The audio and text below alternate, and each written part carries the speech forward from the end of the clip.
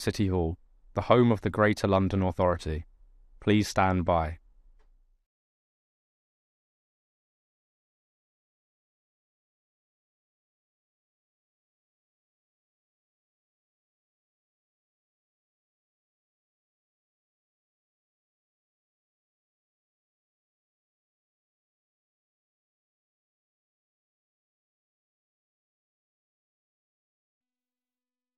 This is the broadcast from City Hall, the home of the Greater London Authority.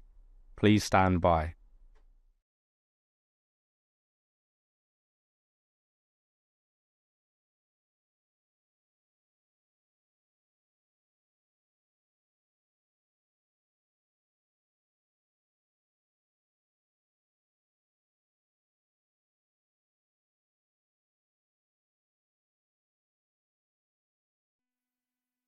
This is the broadcast from City Hall, the home of the Greater London Authority. Please stand by.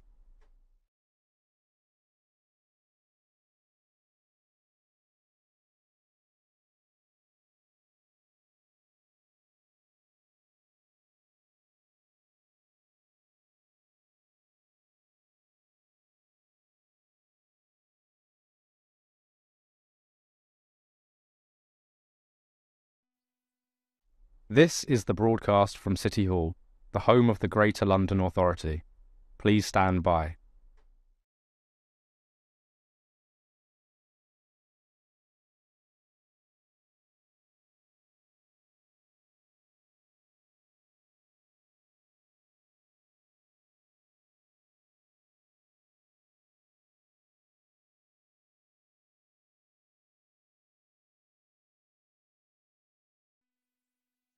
This is the broadcast from City Hall, the home of the Greater London Authority. Please stand by.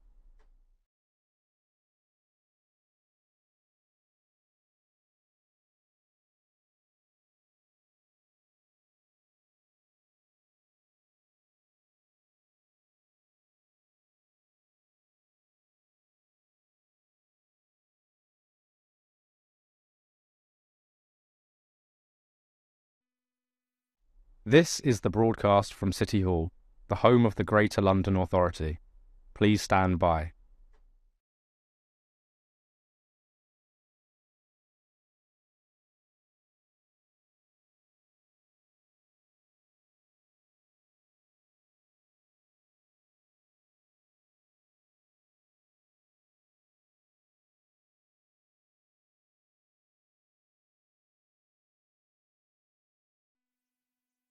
This is the broadcast from City Hall, the home of the Greater London Authority.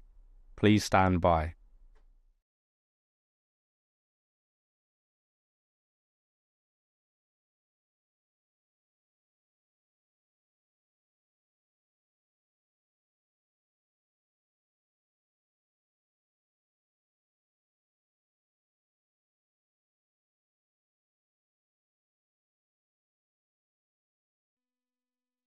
This is the broadcast from City Hall, the home of the Greater London Authority.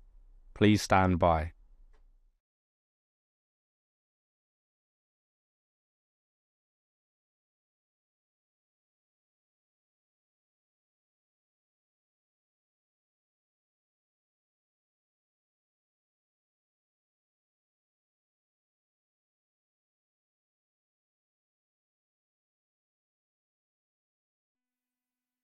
This is the broadcast from City Hall, the home of the Greater London Authority.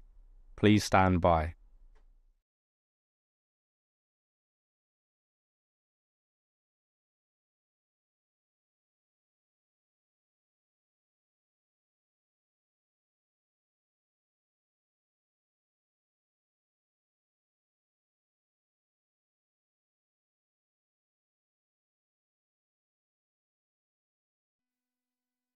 This is the broadcast from City Hall, the home of the Greater London Authority. Please stand by.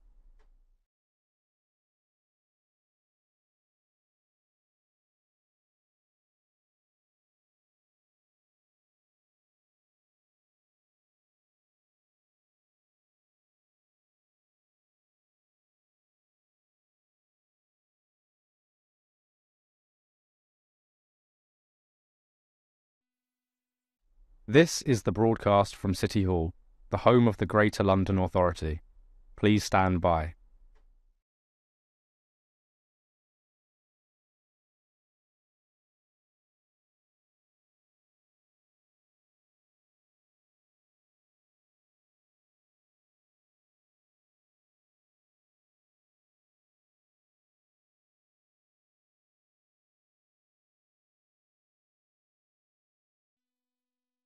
This is the broadcast from City Hall, the home of the Greater London Authority.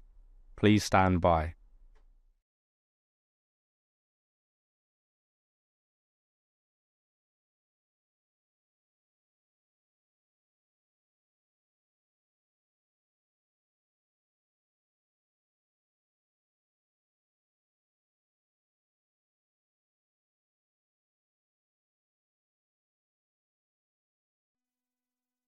This is the broadcast from City Hall, the home of the Greater London Authority.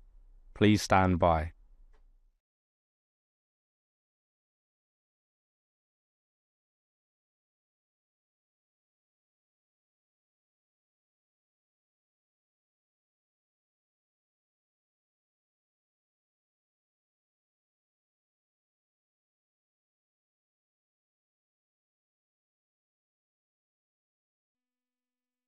This is the broadcast from City Hall, the home of the Greater London Authority.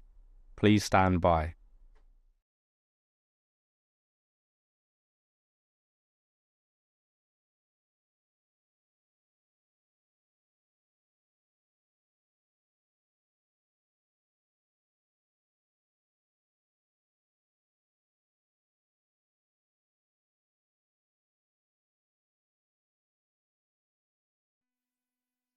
This is the broadcast from City Hall, the home of the Greater London Authority.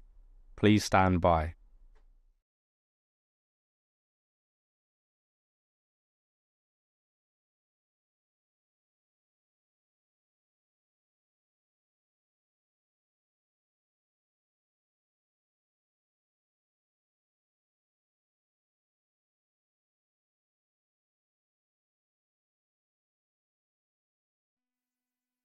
This is the broadcast from City Hall, the home of the Greater London Authority. Please stand by.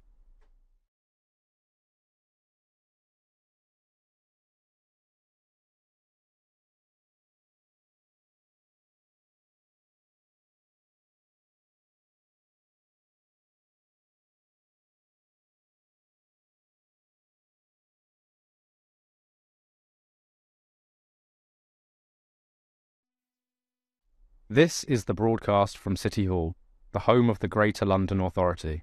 Please stand by.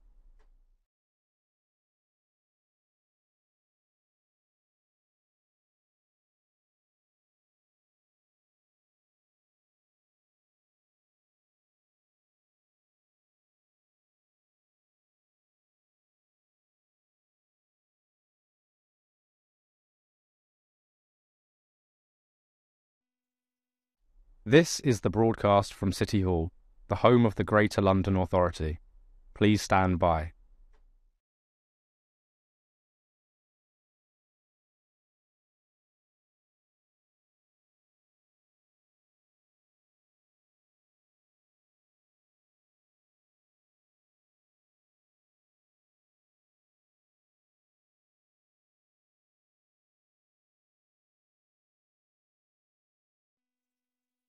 This is the broadcast from City Hall, the home of the Greater London Authority.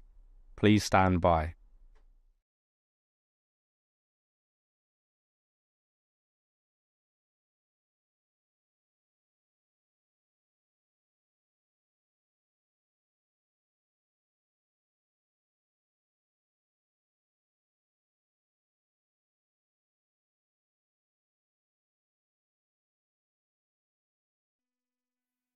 This is the broadcast from City Hall, the home of the Greater London Authority.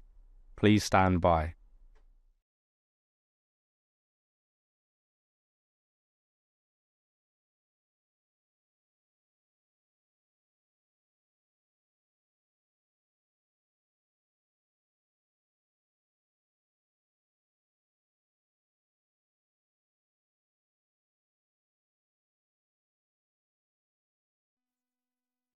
This is the broadcast from City Hall, the home of the Greater London Authority.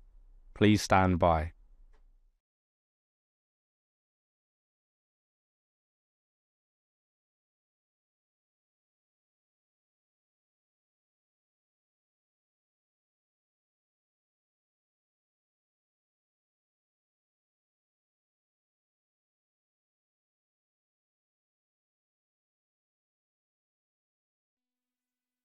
This is the broadcast from City Hall, the home of the Greater London Authority. Please stand by.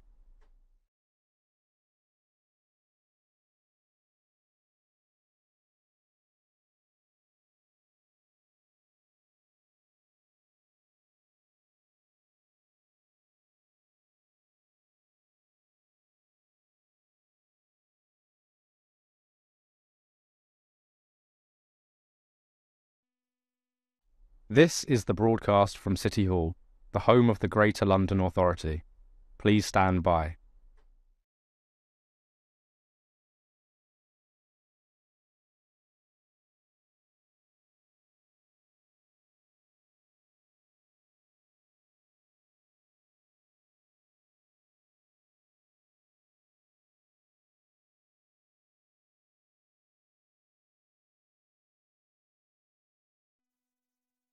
This is the broadcast from City Hall, the home of the Greater London Authority. Please stand by.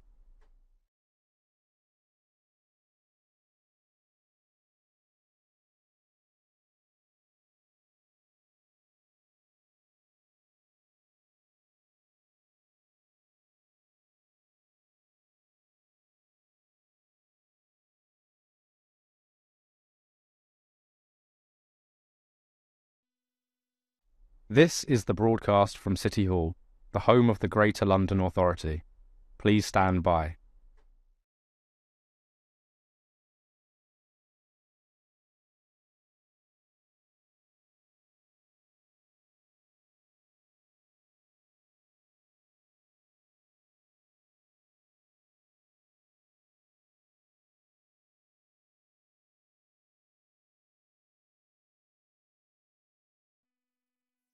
This is the broadcast from City Hall, the home of the Greater London Authority. Please stand by.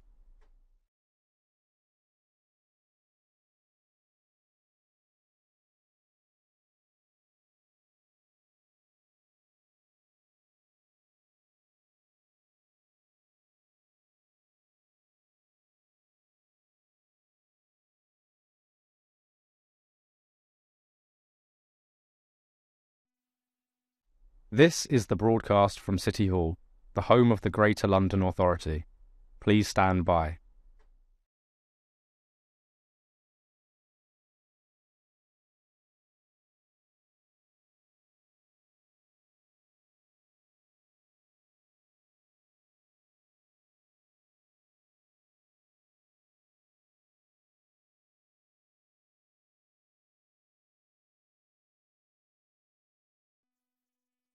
This is the broadcast from City Hall, the home of the Greater London Authority.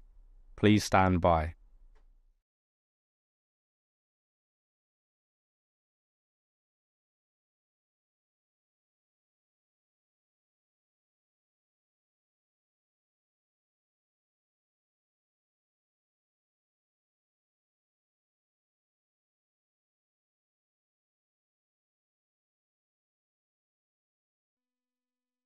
This is the broadcast from City Hall, the home of the Greater London Authority. Please stand by.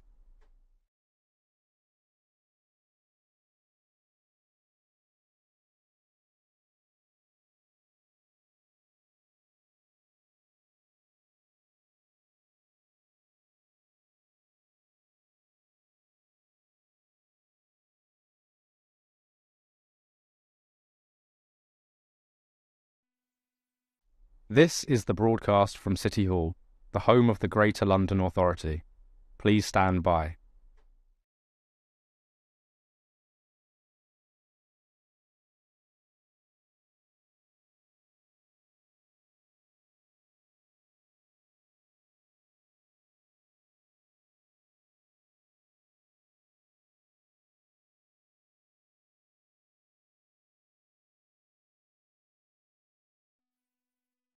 This is the broadcast from City Hall, the home of the Greater London Authority. Please stand by.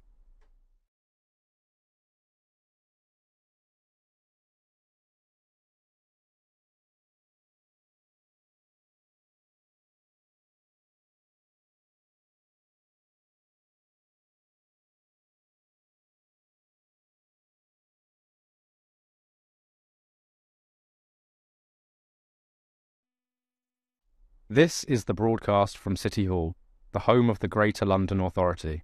Please stand by.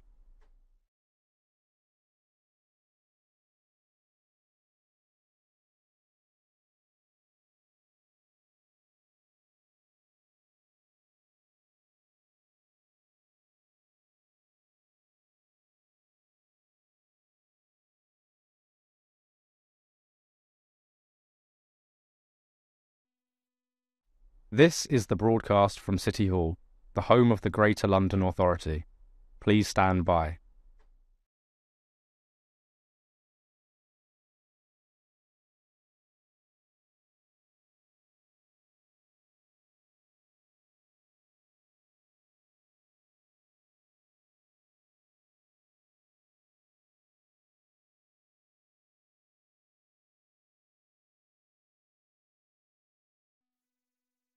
This is the broadcast from City Hall, the home of the Greater London Authority.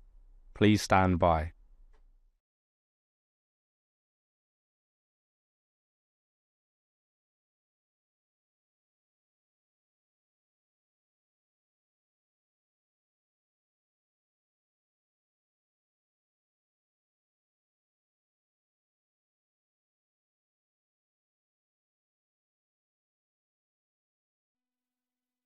This is the broadcast from City Hall, the home of the Greater London Authority.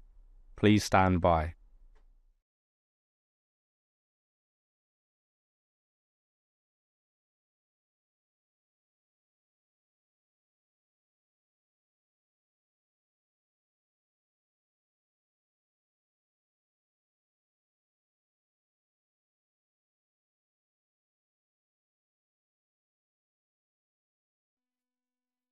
This is the broadcast from City Hall, the home of the Greater London Authority.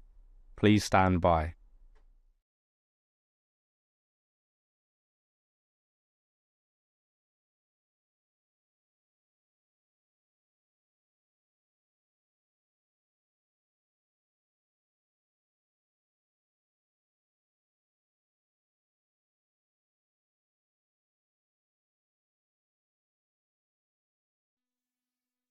This is the broadcast from City Hall, the home of the Greater London Authority. Please stand by.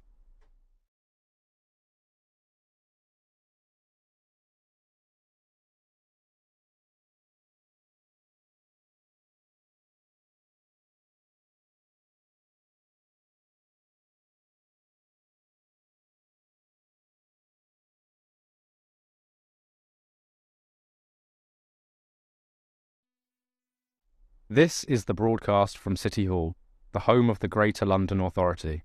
Please stand by.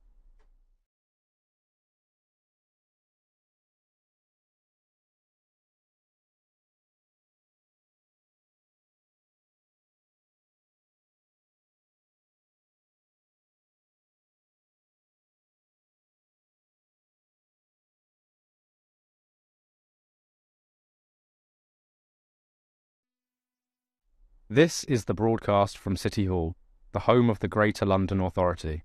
Please stand by.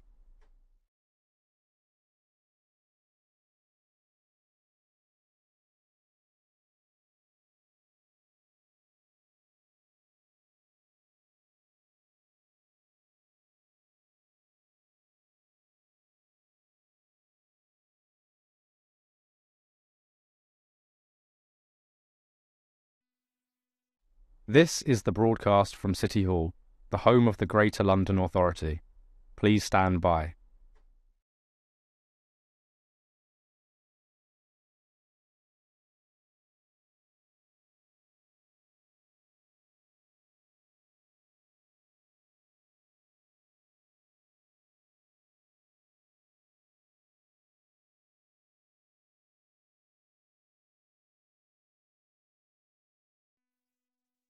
This is the broadcast from City Hall, the home of the Greater London Authority. Please stand by.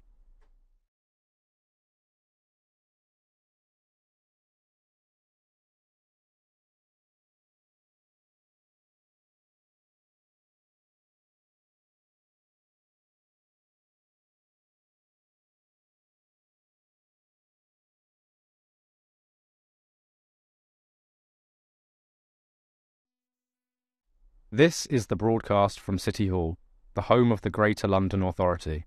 Please stand by.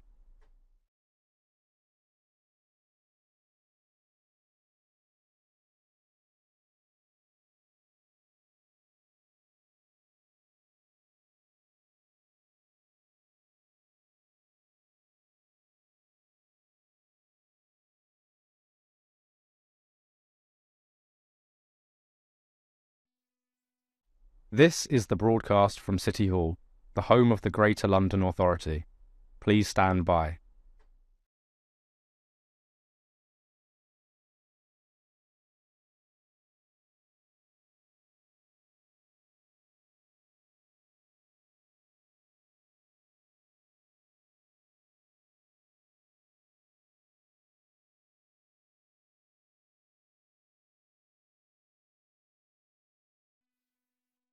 This is the broadcast from City Hall, the home of the Greater London Authority.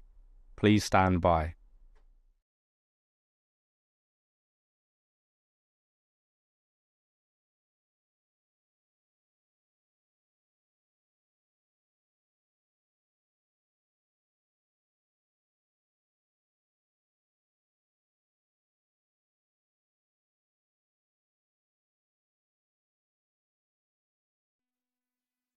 This is the broadcast from City Hall, the home of the Greater London Authority. Please stand by.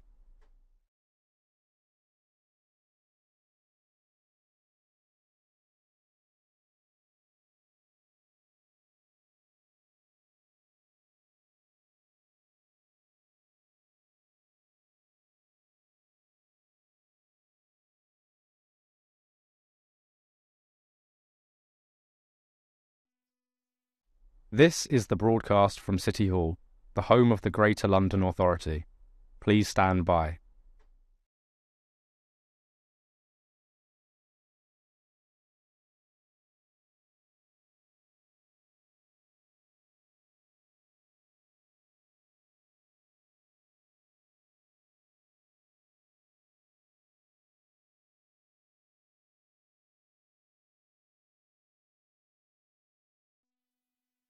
This is the broadcast from City Hall, the home of the Greater London Authority. Please stand by.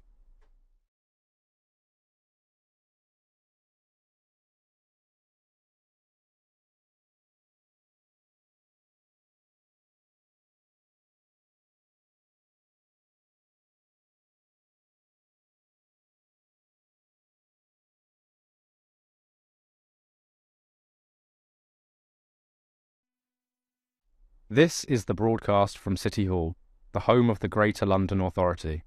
Please stand by.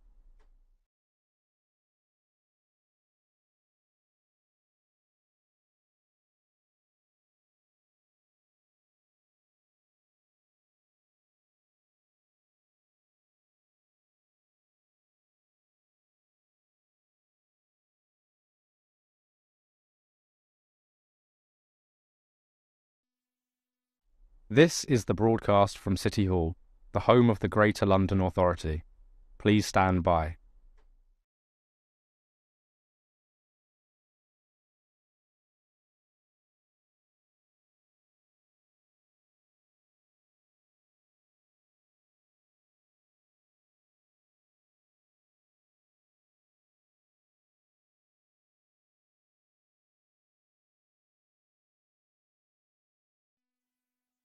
This is the broadcast from City Hall, the home of the Greater London Authority.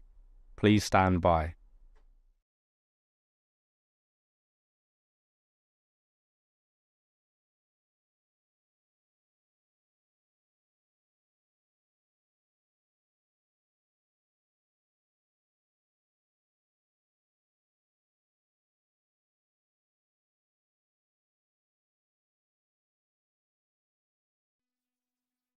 This is the broadcast from City Hall, the home of the Greater London Authority.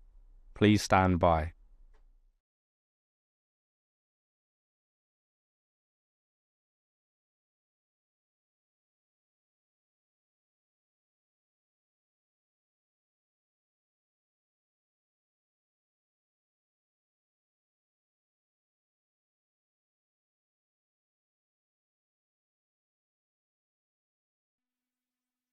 This is the broadcast from City Hall, the home of the Greater London Authority. Please stand by.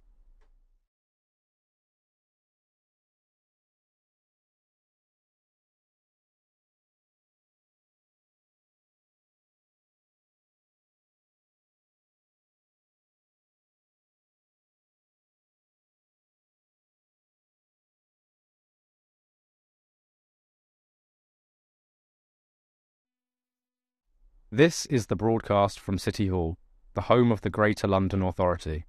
Please stand by.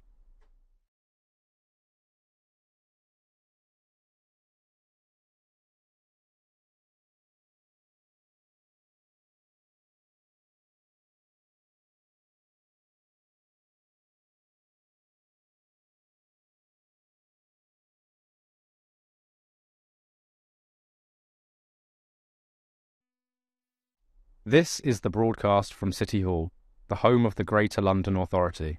Please stand by.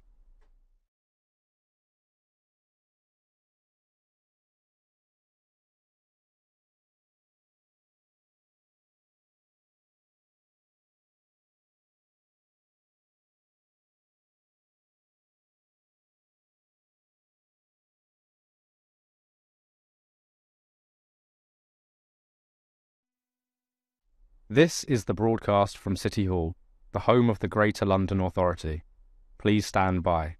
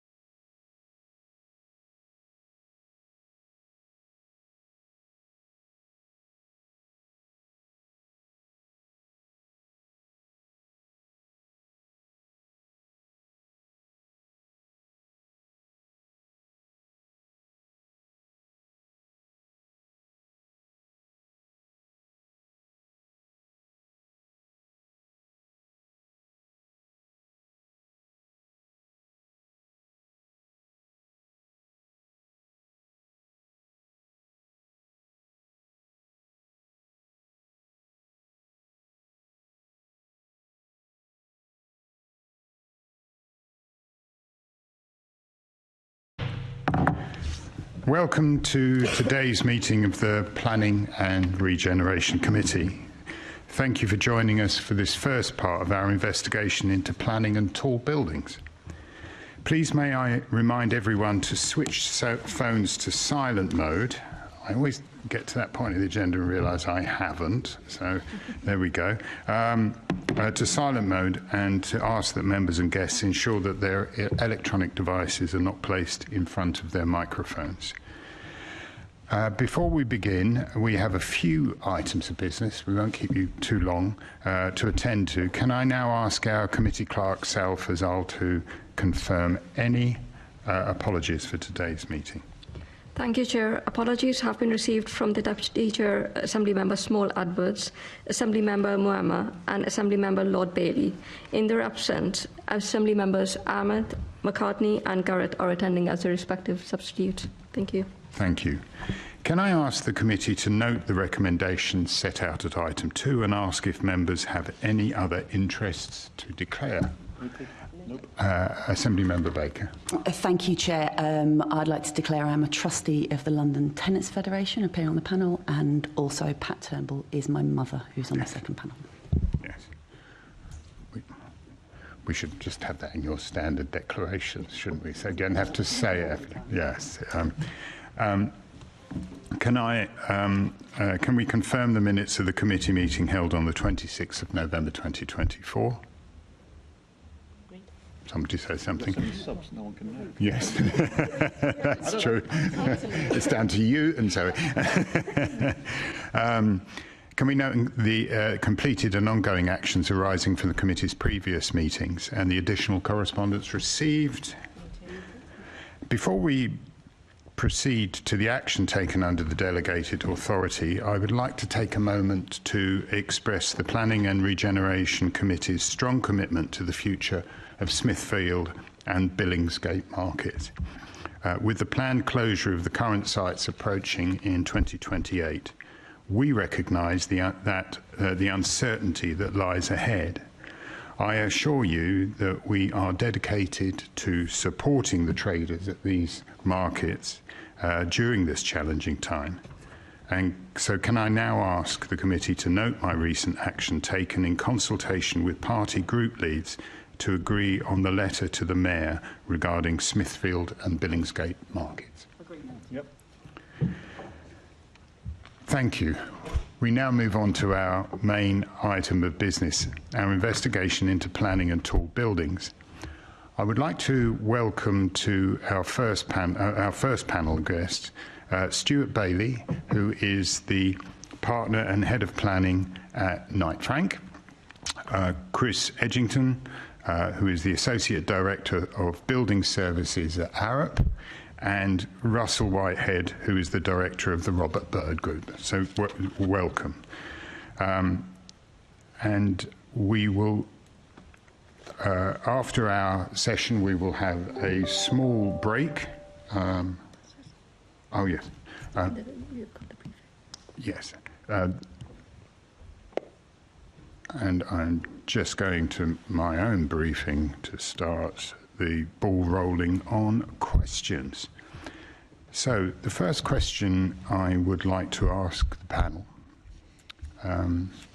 does policy D9 of the London Plan set the right definition and framework for the development of tall buildings in London? Who would like to start on that? I'll start with that, if that's okay, Chair, with my background as a planning consultant. I think the policy was helpful when it was first introduced. Actually, can I just say, could you tell me what a tall building is as far as you're concerned? Absolutely. Okay, so in terms of the London Plan, obviously, a tall building is 6 stories or 18 metres to its tallest floor height. That was a policy that was introduced in 2021. In my experience of working in tall buildings, we've thought of tall buildings as actually rather higher than that. I was part of the New London Architecture's expert panel for tall buildings, and also part of the authoring team for the London Tall Buildings Survey, which ran for 10 years from 2013 to 2023. And we counted tall in that survey as 20 stories and above, as a sort of reflection of the volume of tall buildings that was coming through at that point in time. So historically, I have considered tall buildings in that sphere of kind of 20 stories and above. That said, I think average heights have started to decrease recently. So I personally am more comfortable with considering tall buildings over 10 stories. Nevertheless, the policy threshold is what it is in the London Plan. I think just when that policy was introduced, there was certainly a fear from many developers and land promoters that 6 stories would become the blanket kind of threshold across London. However, there is obviously flexibility for boroughs to set their own threshold, and in fact that has broadly happened. So not all boroughs have just jumped on the 6-storey height and maintained that. And there is a mix across London with certain boroughs saying certain areas are appropriate for taller. I think the policy was a step improvement in terms of setting criteria that were then universally used to assess tall buildings' heights. My one concern with the policy is around Part B of the policy and Item 3 of Part B, which is for the local authorities to set their own height thresholds for tall buildings and set locations for tall buildings, which I think has actually been quite challenging for boroughs, resourcing-wise, to look at that in detail. When I'm working for a developer, they have a large team of experts assembled to look at things like land ownership, site conditions, daylight sunlight aspects, things that affect where a tall building can be sited and what impact it has on its neighbouring properties, perhaps as part of a wider development. I think it's actually quite difficult for a local authority to do that in detail.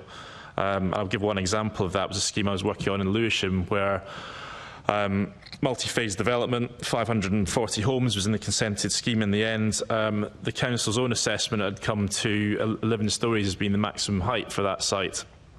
That was obviously then understood by local residents. However, when we came to assessing the site, we ran a range of scenarios.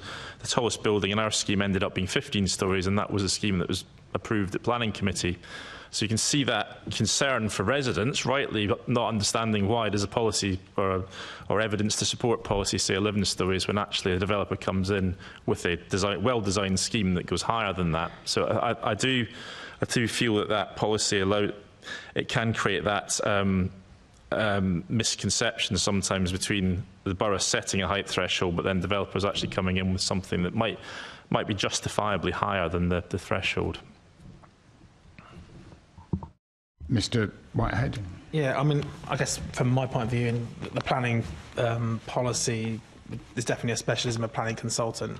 I'm a structural engineer working in design of lots of buildings of different height, but actually they would all come under the tall building umbrella of 6 stories, which is a bit surreal for a structural engineer. They're 6-story building, even a 10-story building feels quite modest, and really there's a change in approach to design when we get over 20 stories. That would be the time we're starting to think a bit more in terms of different solutions to how that building stands up against wind. And if we're getting up to 40 stories, in London we rarely do that, where you go above 40 or 50 stories, but we do. Wind becomes much more significant in the design, and so we're really thinking that's a tall building. And 7-story building, it's a bit surreal to be talking about that as a tall building. I guess it's probably more a fire. Fire is a really major consideration, obviously, the design of a tall building, and we think about it in most of our decisions in design. And there's been obviously quite good examples of why that's so important in recent history. The tall building fire requirements obviously now all seem to apply from 6 stories upwards. And if that's understood and there's certainty around that, it's something that everyone's comfortable with doing. But it does feel a bit bizarre that there's not a different uplift for something much, much taller compared to a building that's 18 metres high. Is there anything in the plan that you would change? No, not on the D9 side of things. Strategy. Good morning, everyone. I'm a building services engineer with a sustainability angle, so I'll view it through that lens. And I guess thinking about from a development perspective, one of my observations around the policy would be around the language in terms of how we are required in delivery of tall buildings not to compromise comfort and enjoyment of open spaces. That's quite a subjective requirement, and whilst it's very laudable, I think it'd be helpful in my view to have a better understanding of any kind of construction and permanent delivery of a structure is likely to have an effect, and that must be mitigated. Just understanding perhaps the intent of that in policy terms, because plainly no development would cause a problem there. But generally speaking, from my perspective, I think the policy is very much a good thing and written with good intentions. When you go on about that you shouldn't compromise the comfort, could you give me an example of how that's caused a problem?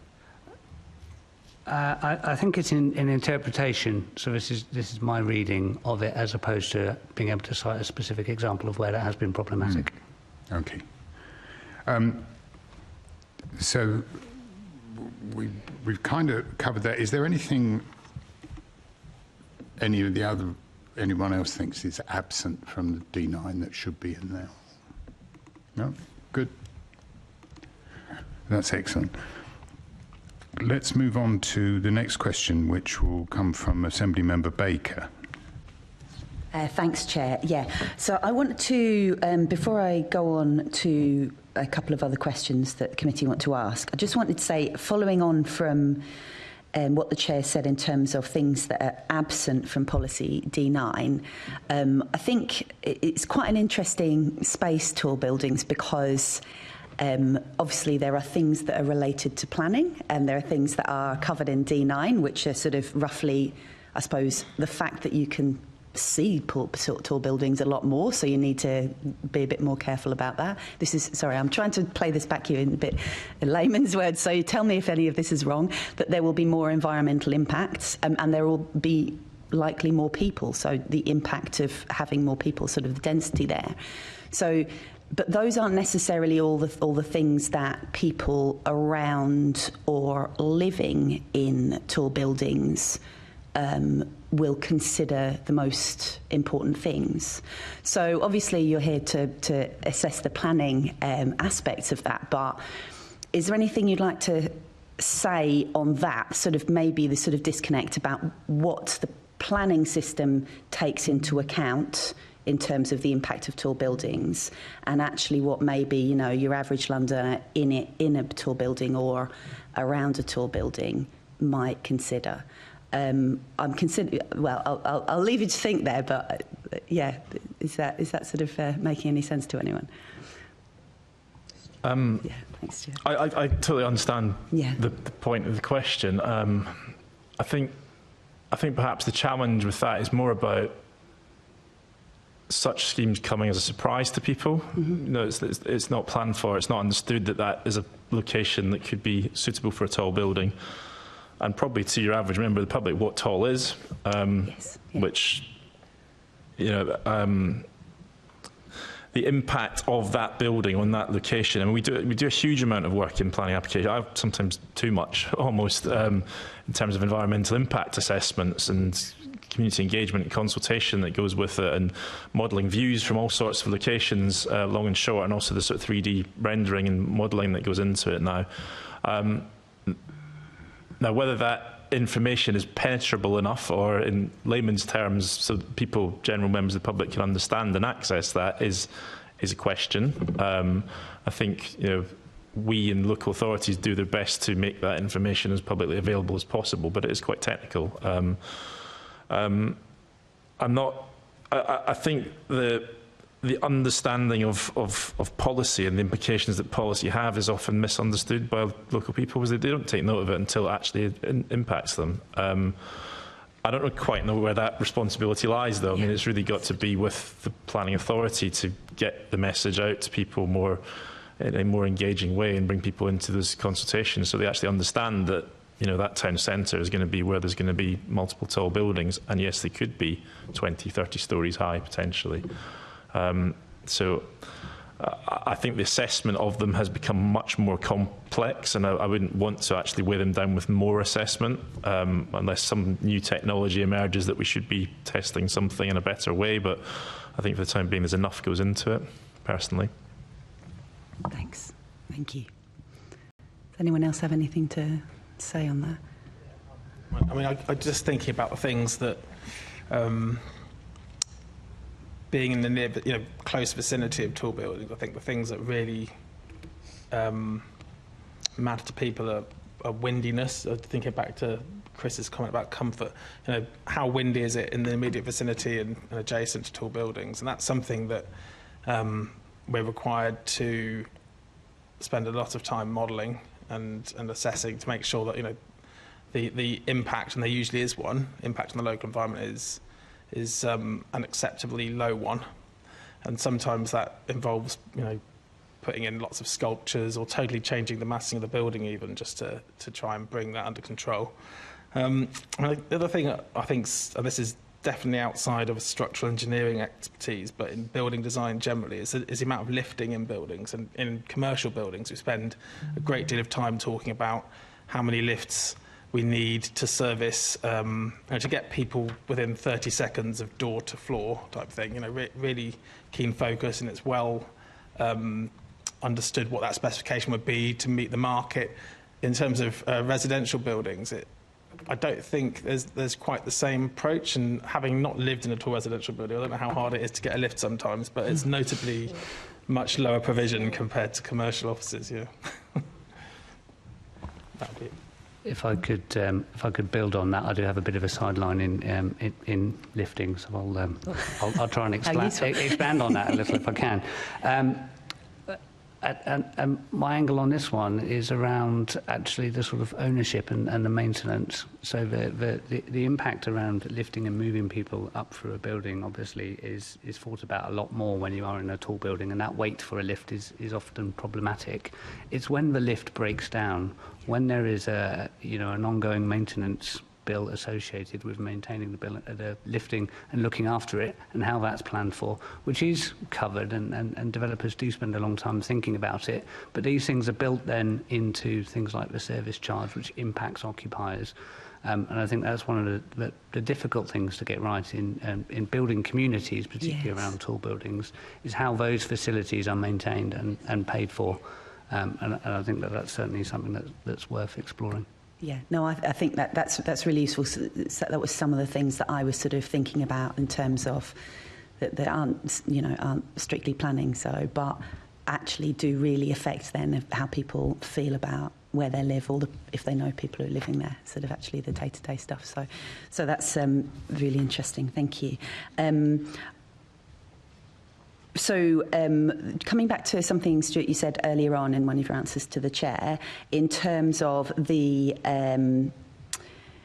you'd said that you thought it was slowing down, maybe, the number of tall buildings. So the NLA's annual tall building survey has been running for 10 years, so you're in a position to be able to accurately comment on that. So how has London skyline changed in that time, and what do you think's next? Sure, I should state that I have stepped away from the tall building survey in the last year, so I wasn't responsible for the last iteration, but still very aware of it. My time on the NLA's panel came to an end, and it was actually getting increasingly difficult to get very accurate data. Some of the data supply sources moved on, so I think now the GLA's data team are securing better data, and that's going to be a source of information going forward on sort of live applications. But what we have seen over a 10-year period is 270 new tall buildings completed between 2013 and 2023, which is the 10 years of the survey. So 270 tall buildings in London. So can I just check, possibly everyone else knows, which definition is that? That's the 20 stories and above. Sorry, I should have made that clear. Yeah, so we only counted 20 stories and above, and there were 270 of those. 24 were in the city, 27 were in the Isle of Dogs, and the rest were around the other boroughs in London. It always roughly, year on year, it always roughly equated to 60% of those planning applications were coming in central London boroughs and 40% in outer London. So not exclusively central London, but still the majority in central London. The total pipeline actually has got to 583, so that's buildings moving through the planning process or having planning permission but not yet starting on site. Or under construction but not yet complete. So, a significant number of tall buildings of 20 stories and above in that pipeline. That's not to say that all of them will be delivered, but still a large number of buildings there. The majority of the buildings do broadly conform to either town centres or opportunity areas. There are some outliers, obviously, but it's interesting when we overlay the map and dots of all the tall buildings in London. Largely, they're either in opportunity areas or town centres within London. I think the really noticeable thing is that the number of new planning applications has dropped off, though. We were monitoring that over the 10 years, it was generally around the kind of mid-70s, 75 new applications coming through each year. That dropped down to 47 in 2023, and I haven't seen the data for 2024, but I really suspect it'll be much lower than that still. So there's definitely been a reduction in the number of new applications coming through, and perhaps we might come back to some of the reasons why that is later. I think that probably broadly answers the question, hopefully. I mean, it's definitely seen an increase in the volume of 20-storey buildings coming through London as a result of several iterations of London plans and boroughs being more open to tall buildings. The assessment has obviously got a little bit stricter probably in recent years, but there's also other market conditions as to why tall buildings may slow down. Thanks. Thank you. Did you want to come in? Yeah, I was just reflecting on how little information we used to provide for planning applications probably 6 or 7 years ago compared to now. Actually, by coincidence, Chris and I have been working on a scheme that's still going through, one tall building that's going through the planning process at the moment, and the amount of upfront design effort compared to 10 years ago is quite striking. And so the cost of assembling a serious planning application has really significantly increased, and the amount of effort, the amount of expertise, particularly around sustainability metrics, around embodied carbon and whole life carbon. We're doing a lot more work up front. And the other thing is the Building Safety Act, which has started to really impact on those planning applications now. With Gateway 1 submissions, we have to prepare much more technical information at the start, and I think, from my point of view, that's a really positive thing. Anything that improves building safety and quality has to be. But those are the kind of things that are barriers to those kind of casual, we'll stick in the planning application and see what happens kind of opportunities. And I think that means that even if the number's coming down, I think that the number of serious applications is probably very similar. People who really intend to actually build out their schemes. Okay, thank you. And next, coming to housing, because I suppose it would be said, I'm not saying whether I agree or not, but it would be said that one of the drivers for tall buildings has been the housing crisis and the need to build dense. Obviously, it's only one way of building dense. There are other ways, but could you sort of let us know what you feel, what role the tall buildings that we've recently built currently play in addressing London's housing needs, and what they could play if there's a difference between those? So we always struggled a little bit with the data available to us in the tall building survey to get a really accurate number of housing units per tall building. There's a number of reasons for that. Partly some of the schemes were outlined, some of them were detailed. Sometimes the tall building is part of a wider site development, and the level of information we're given across hundreds of applications, it was difficult to pin that down. But we would use metrics to sort of average, based on the number of units per core and the number of floors in the tall buildings, we could get to a conclusion. So we worked out that, or in the latest iteration of the tall building survey, so just let me check my notes here to give you the accurate number. The estimate of residential units in those 270 tall buildings was, I think it was 54,000.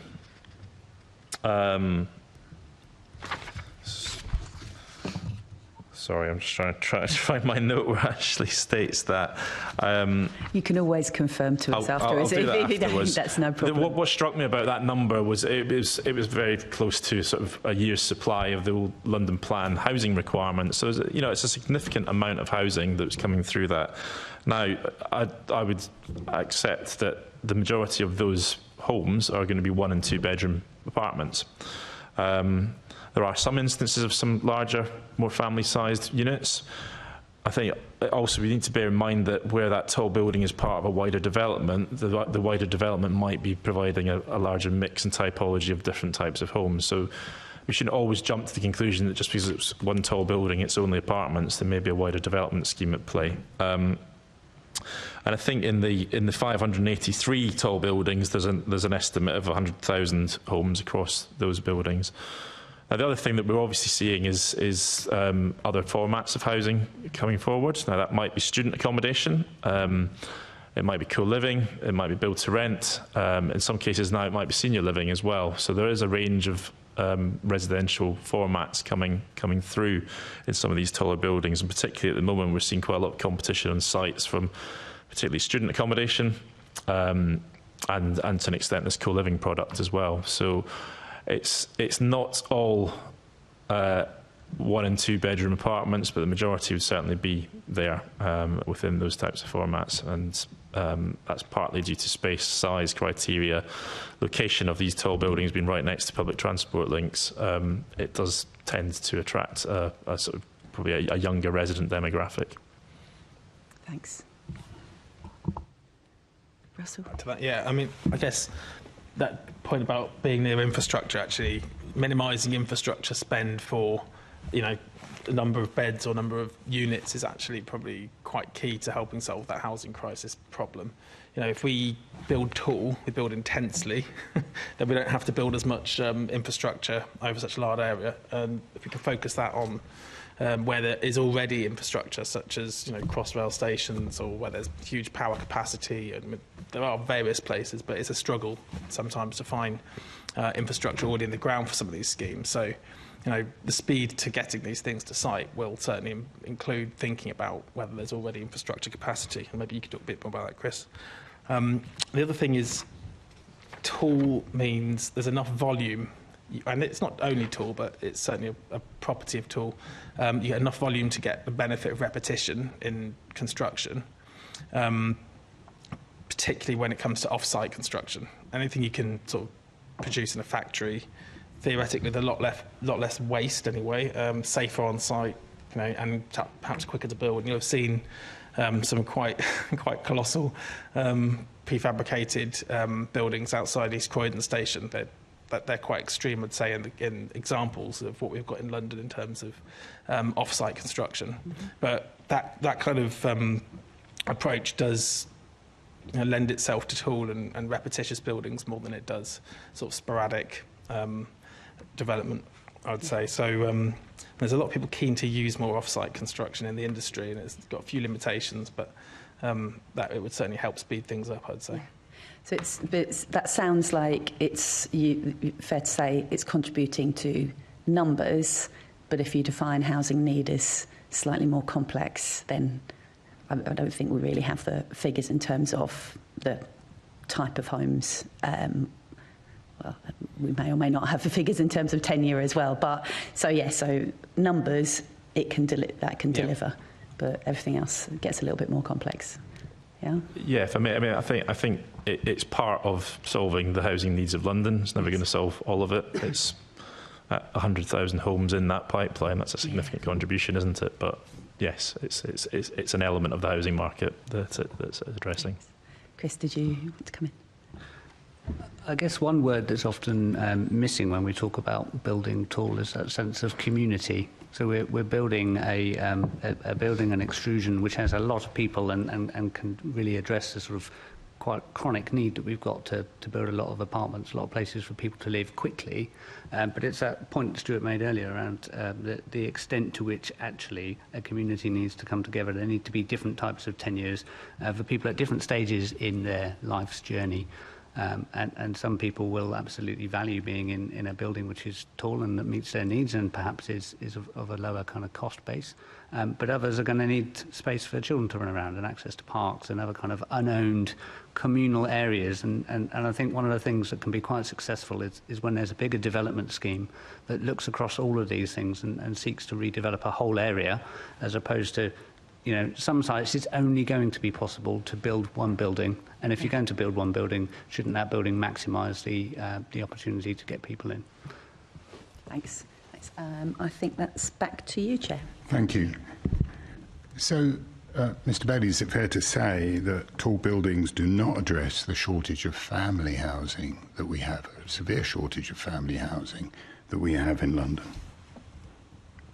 I think tall buildings in isolation struggle to address that. yes. You can get a portion of larger units. It's probably rarer to get 3 or 4 bedroom apartments in tall buildings. There are ways and means of achieving that to an extent, but build costs and sales values do influence that as well. So certainly the majority of schemes that we see coming forward, you may get a 2-bedroom, 4-person apartment, but that's generally it's 1 and 2 bedroom apartments that we're seeing most prevalently. Of course, unless you are involved in the management of these buildings, are you involved in management of these buildings? So you can't actually determine who's moving in. You can't say who's going to move into the property. Yes, I mean that's true, but I suppose it's true with any housing format to a certain extent. With the severe shortage of housing that we have in London, we have very many noble schemes established in tall buildings which say it's for retired people over 50, But the pressure of housing in London has meant that families have ended up living in these properties because that's the only choice that they have. So is there any particular, do you think you should be spending any particular time addressing what the future need may be and building that into the schemes?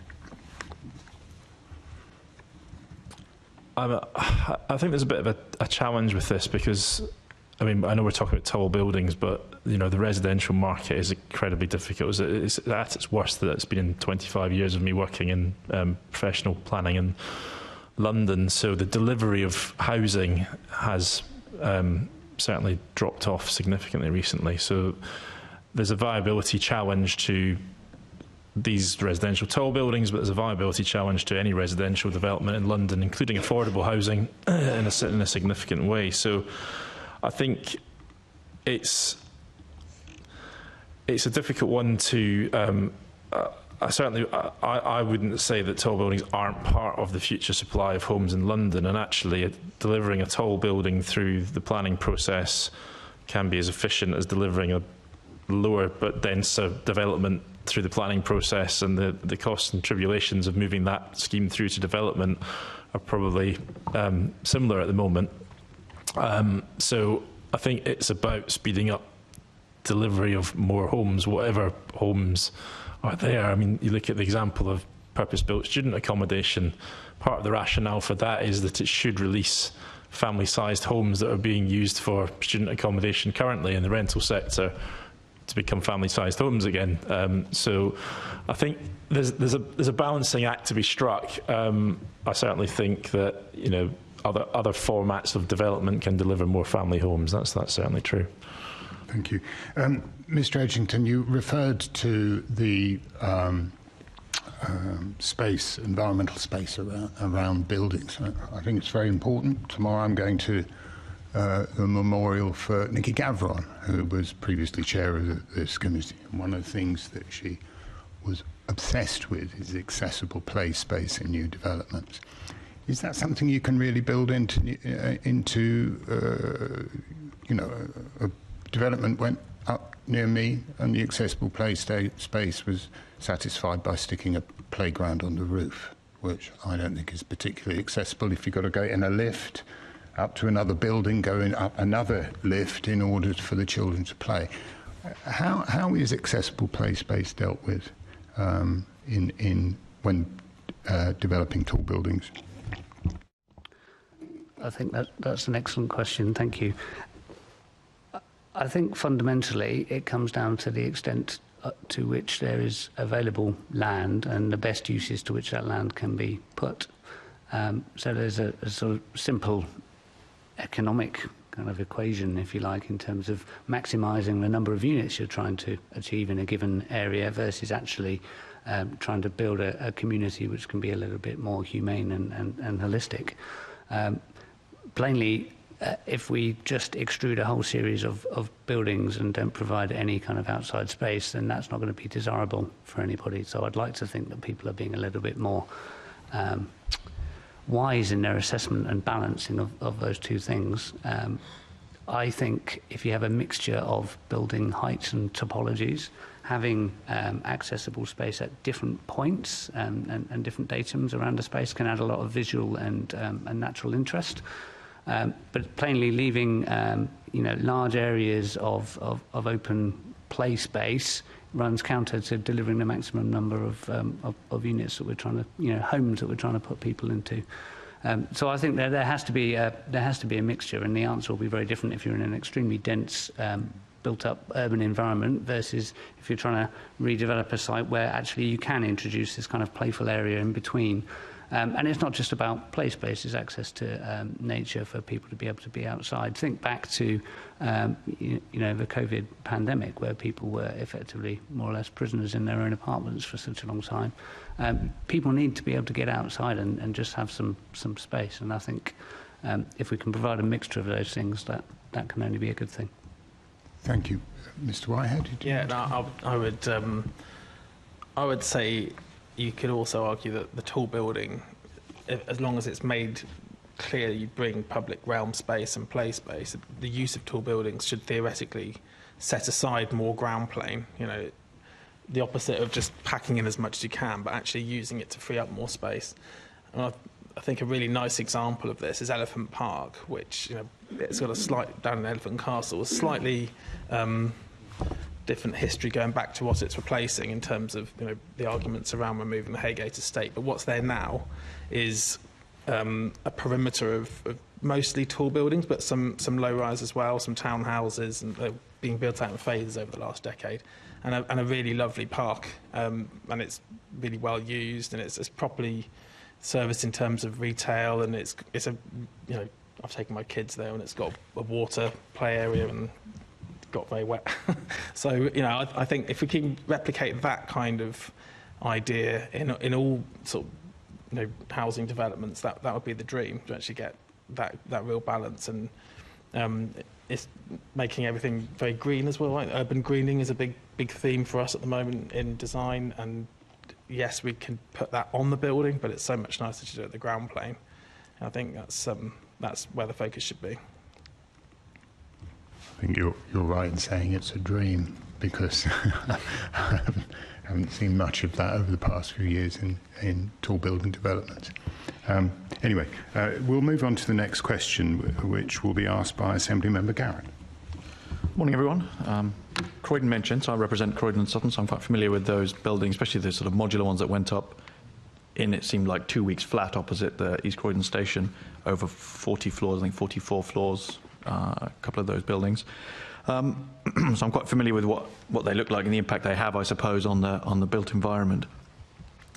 Thinking about sort of alternatives to tall buildings to achieve high levels of density, things like a form of building often called gentle density, sort of mid-rise density. What role does that have, and how does that compare with tall buildings? I don't know whether, Stuart, you'd like to... It just seems to me that's a sort of more human scale of development often than these exceptionally tall buildings. Sure. I mean, a lot of residential developments that we are seeing now are certainly lower than the 20 stories that I was talking about with the tall building survey. In fact, a number of developers are going in re-engineering schemes down to lower heights in some cases. Now, there's been quite a lot of reference in various commentators about the kind of villas and townhouses of the sort of Victorian era and sort of beyond Victorian era as an interesting format. I think that certainly has its place. I think we're seeing some interesting typologies coming up that are kind of maybe 6 to 12 stories as a kind of level, and it's achieving perhaps a more agreeable scale and the opportunities to have ground level gardens in between properties. I think the challenge is always how much land is available, and to make a scheme viable currently in certain areas, you're having to get a number of residential units into the site that does push the height. That's the only way for sometimes for the developer to make it viable. It's not to say that on a larger site, a big brownfield site, that solution of 5 stories may be perfectly acceptable, perfectly capable of bringing all the different viability and planning factors into account. So I'm not sure I'm answering your question there, but I think that's, that needs to be modelled. And often when we are making a case for a taller building, it might be a tall building as part of a wider development, we have to model the different scenarios and present those to the planning authority as well, to say we've looked at these different cases and this doesn't work because of whatever factor this, or having a tall building in this corner of the site allows us to achieve more that's affordable housing or something else within the site to free up some land for park or something of that ilk. So perhaps to be more tangible, so if you think about something like, I don't know, Belgravia or Pimlico or Chelsea, that kind of, not to rehash what is the definition of a tall building, some of those, if you're using 6 stories, would count because they creep up to sort of 7 or 8 stories, I think. I suppose I'd perhaps categorise that as mid-rise, depending on the context. So what are you mentioned viability. In terms of building, if you wanted to have more buildings of that type, which I think are attractive and generally quite popular, if you wanted to have more buildings like that, what are the sort of incentives that would be needed? Does it just come down to viability, and what are the factors driving that? Because that's what I infer, I think, from what you were just saying. Yes, I mean, ultimately, I'm a planner rather than a surveyor, so I did get some of this sort of information from my colleagues at Knight Frank, but ultimately, developers are building properties that they know will sell, and in certain parts of London, townhouses will sell extremely well, and the build costs are then acceptable based on the overall development appraisal for that site. There is obviously an increase in cost that comes with a tall building. The taller you get, often there's thresholds that my colleagues to the right can perhaps talk more about the kind of thresholds that come in. But sometimes with these developments, the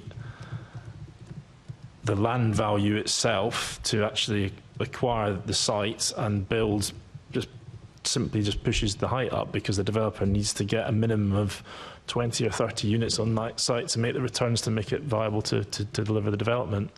Now, I think viability is challenging full stop at the moment, and that's partly market conditions. It's partly that we have policies in place that were developed over historical years where things perhaps were easier for developers to move projects forward, but now we are struggling my clients are struggling to achieve affordable housing and achieve SIL and Section 106 contributions and everything else that goes into that. So that has generally pushed developers to maximise the site in terms of trying to get as many units as possible on it. So that's build cost going up, and the sort of, I don't know what, perhaps burden is the wrong word, but the additional things that the development is being asked to do other than provide housing, like provide affordable housing, provide Section 106, SIL, all of that together makes it just not viable to build. All of that, yes. Yeah. It is definitely all of that. Cash flow as well. For the developers, often they're not making any money on these schemes until practical completion and being able to sell the units. So, yeah. Understood. Yeah. I don't know whether Russell or Chris, you wanted to add something on this about how that kind of development could be achieved, whether there's a policy that might make it more achievable, more viable? I don't know if I could speak to policy terms, but just to follow up a little bit about the sort of economics and how these things are built. Effectively, there's an overhead associated with creating effectively those central services, which you need to have in order for people to be able to safely get into and out of their accommodation. So, in building terms, we call that the core, but really we're thinking about stairs, we're thinking about lifts, and then we're thinking about the risers, which effectively service those places where people are living. They take out a section of what otherwise would be useful area in the middle of the building, and once you've taken that out, what you're left with is what you can achieve value. Once you have a design, you can extrude that up to a certain tipping point, and the additional cost of adding an extra floor become a little bit smaller compared to the sort of land cost that Stuart was describing earlier. And so from an economic perspective, once you've got a core that works, actually it makes a lot of sense to try to keep going to as much as a local context will allow. And that should hopefully allow the delivery of more cost-effective accommodation for people. So I think from my perspective, thinking about what those limits are as to what an appropriate height is for any given area, and then working in partnership with developers, thinking about how to plan for that space rather than an adversarial approach, perhaps, that might help yield better outcomes. So in other words, say you've got a design that works with a core for 4 floors, it's essentially the same core to go 5, 6, 7, 8, 9. Up until particular tipping points, which are influenced by things like lifting and how many lifts you might need to provide sensible service to people, and obviously then also into the structure. But the additional costs for adding extra floors become less. And presumably that also drives, the same logic drives a larger footprint building rather than, you know, if you think about those areas I was talking about, whether it's mansion blocks or what have you, you've got lots of front doors, which I think creates an attractive streetscape, but I suppose what you're saying is that also multiplies the number of cores, which therefore undermines the viability. Yes. In a word, okay. Had a question as well about the NLA Tall Buildings Survey. I think we've... I don't know if you want to add to what you said about that earlier, Stuart, but it's just about the change in the types of very tall building. Oh, apologies, Russell. Did you want to come in on my previous question? Or no? Okay. So, Stuart, about the whether we're seeing a change in the types of tall building that are coming forward. I'm not sure whether you covered that earlier or whether there's anything you want to add specifically on the changing types. No, I mean, the average height of a tall building in that survey remains around 28 stories. Arguably, the quality of design, the quality of environmental performance has improved because policies have required them to. I think that's the only discernible difference that I've noticed in that. The majority of tall buildings in that survey is residential as well. And as I said before, it's broadly a 60-40 split between central and outer London, so that hasn't really changed significantly. Some boroughs have had spikes in interest at various points over others, but I don't know if Ross has any observations on the type of building coming forward. But I guess, I mean, the only thing really has been the increase in build-to-rent towers. Going back in the last sort of 4 or 5 years, is we were seeing a lot more private residential developments for sale, things like, you know, Battersea Power Station and what have you. And then a lot of prime residential, and then, you know, I'm not sure you'd call it home building, but it's certainly residential unit building. Thinking, you know, back quite a long way. But in terms of tall buildings now, it feels like a lot of build to rent, and they are filling them up. But they're quite I think there's a strong business case for build to rent at the moment, which is why those are kind of coming forward, and clearly, I'm not sure why, but clearly for private sale, maybe not so much.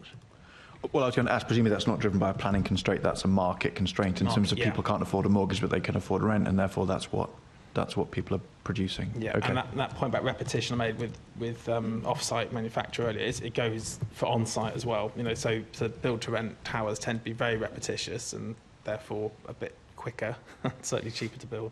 Okay. And actually, sorry, I had one other question about viability. I don't know who's best to ask this. About when you look at the cost and the viability, does that a sort of total lifetime cost of the buildings? I know that once you become quite a tall building, you start to get higher maintenance, ongoing sort of repairs and upgrades compared to, say, a 20-story building compared with, say, 6 or 8.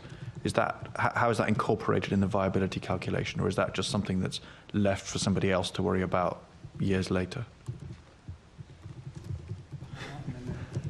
I'll start. Again, I'm not the person that runs development appraisals day in, day out, so I wouldn't say I'm an expert on the subject, but with the tall buildings that are in build to rent or PBSA student or co-living, there's a different mechanics to the income stream to the owner of that property that they will take on. They will maintain the building in kind of perpetuity. I guess for residential for sale, you know, there is often a service charge that comes with that type of building. I think developers have been pushed harder to kind of justify those service charges in recent years. I think we're all aware that, you know, there has been escalation in those types of service charges, and also look at ways of making these buildings more sustainable in the long term, and part of that sustainability does come to the cost of maintaining and running and operating those buildings. You know, conversely, they can be more economic in terms of heat and power.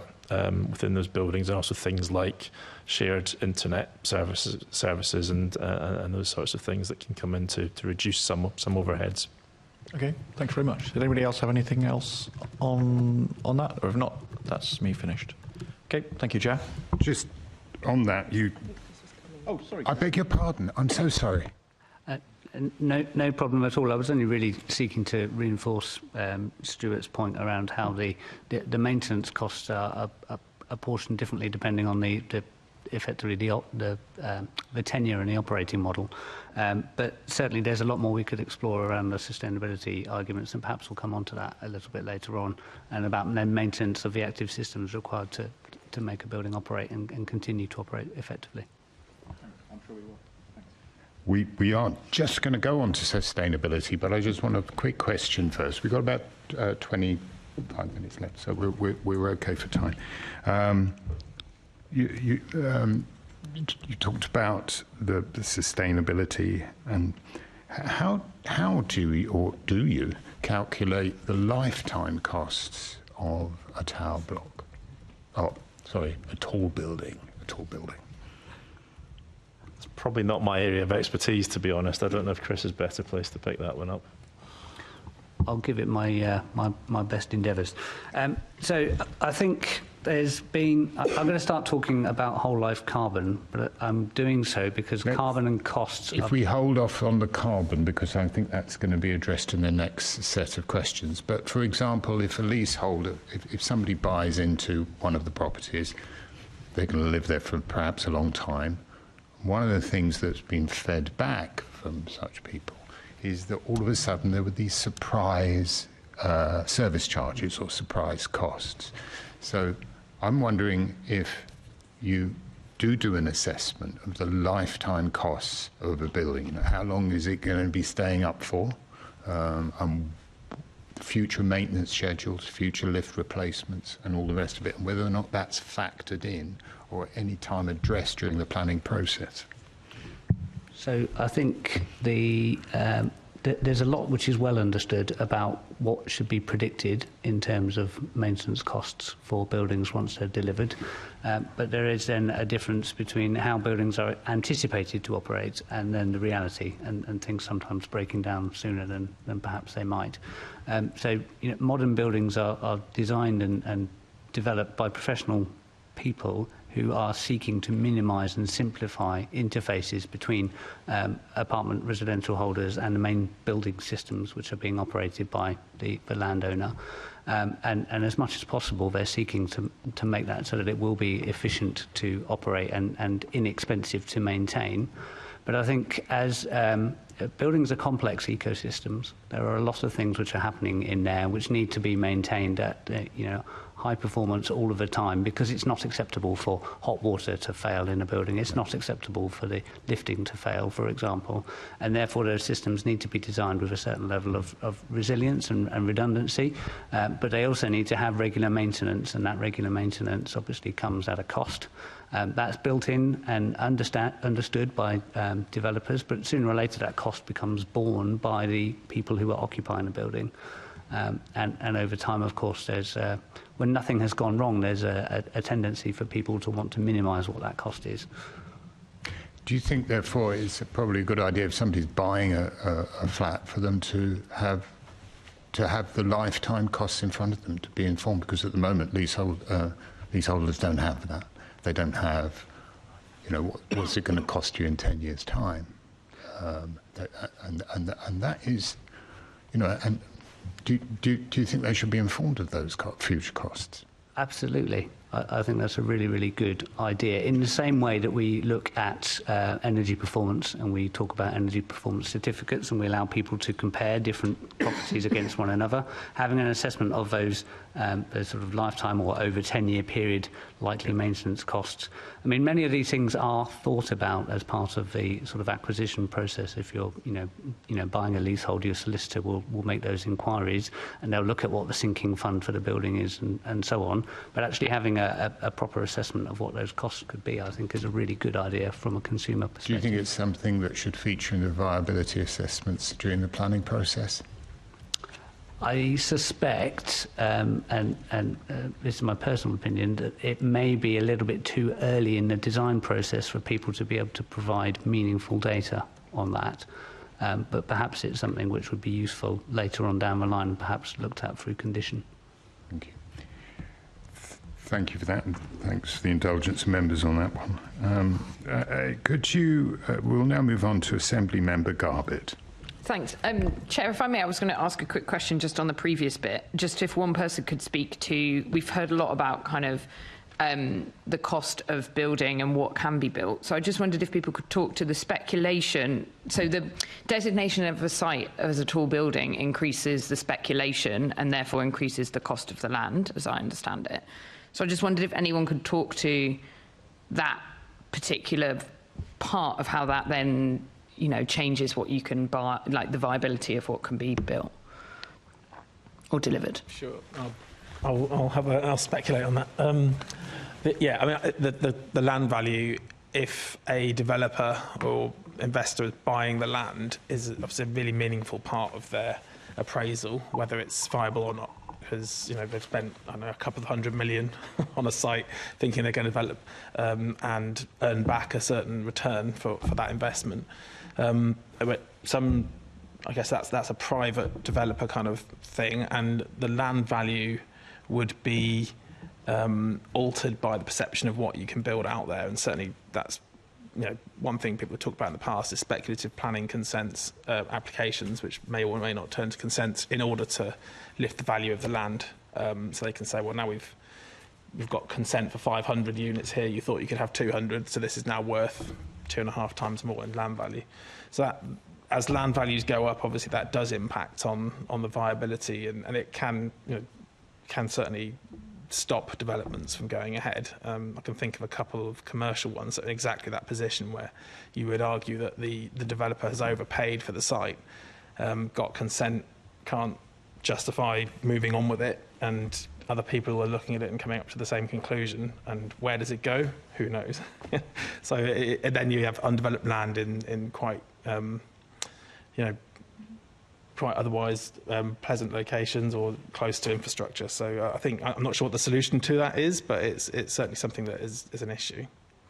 Thanks, that's really insightful, because I think just linking to the questions from other Assembly members just on how we get the housing we need and, yeah, kind of what's delivered, I think that's an interest. I just wanted to kind of draw that out, so thank you. Apologies, I'm going to move on to, because I know we've only got kind of 15 minutes, move on to the sustainability questions. So the first one is, what should be measured in the assessment of sustainability of tall buildings, distinct from other low-density developments? I don't know who wanted to start. Well, okay, as a structural engineer, I'm really interested in the embodied carbon of the building, which is the impact in terms of global warming impacting gases being emitted in the process of constructing a building, whether it's the manufacture of the product or the actual processes of construction. We measure it, or estimate it, I should say. We try to measure it, and we try to calculate it. It's a bit of a dark art.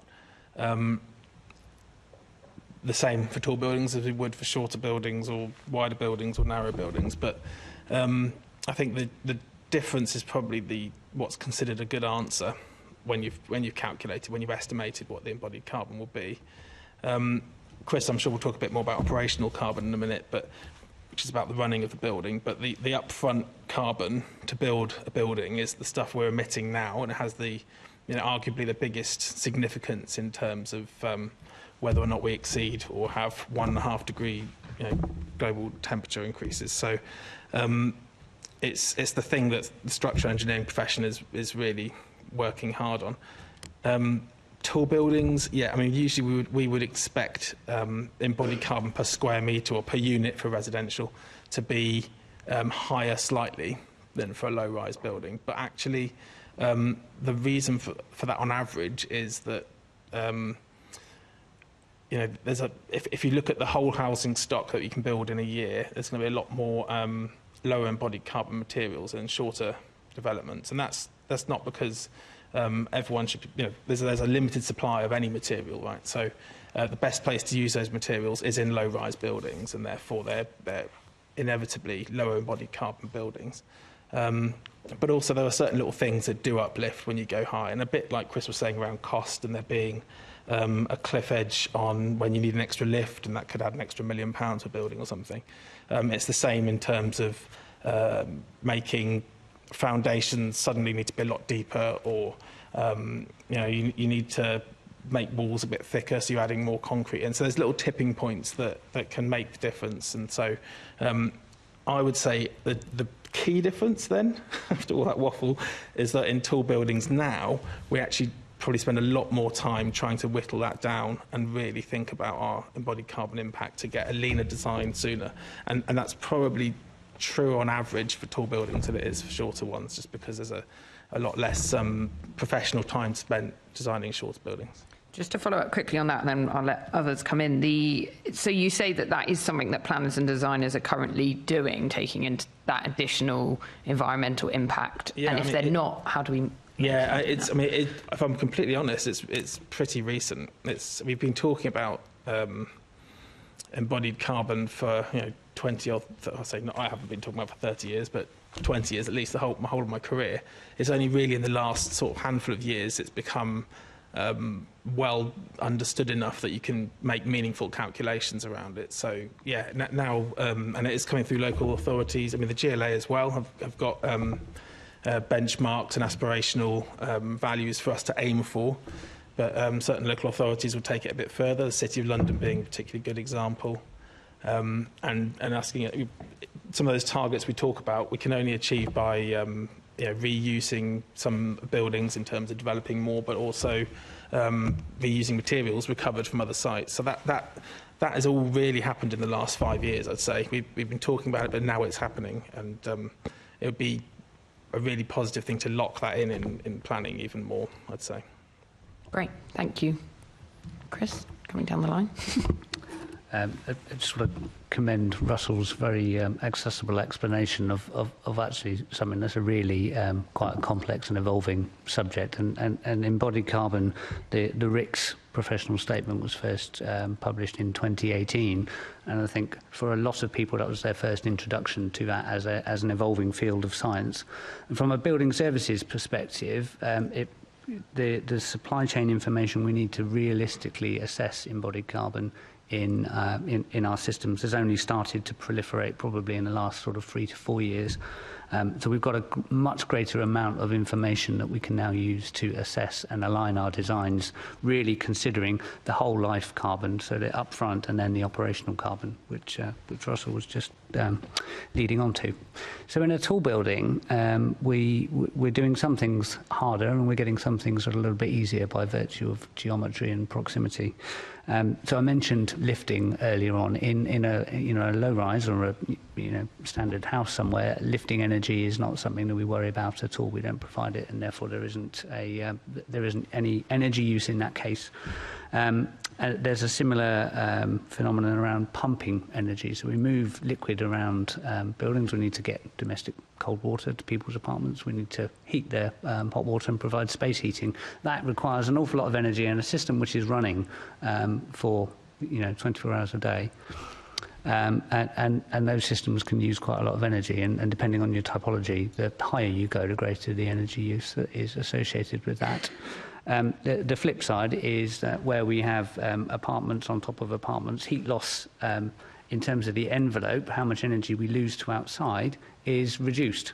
And in some ways that's a bad thing because we have less access to daylight depending on how the form of the building and the apartment is set up. But in terms of overall energy use, we're losing it to less places and therefore we'll be using less heating energy.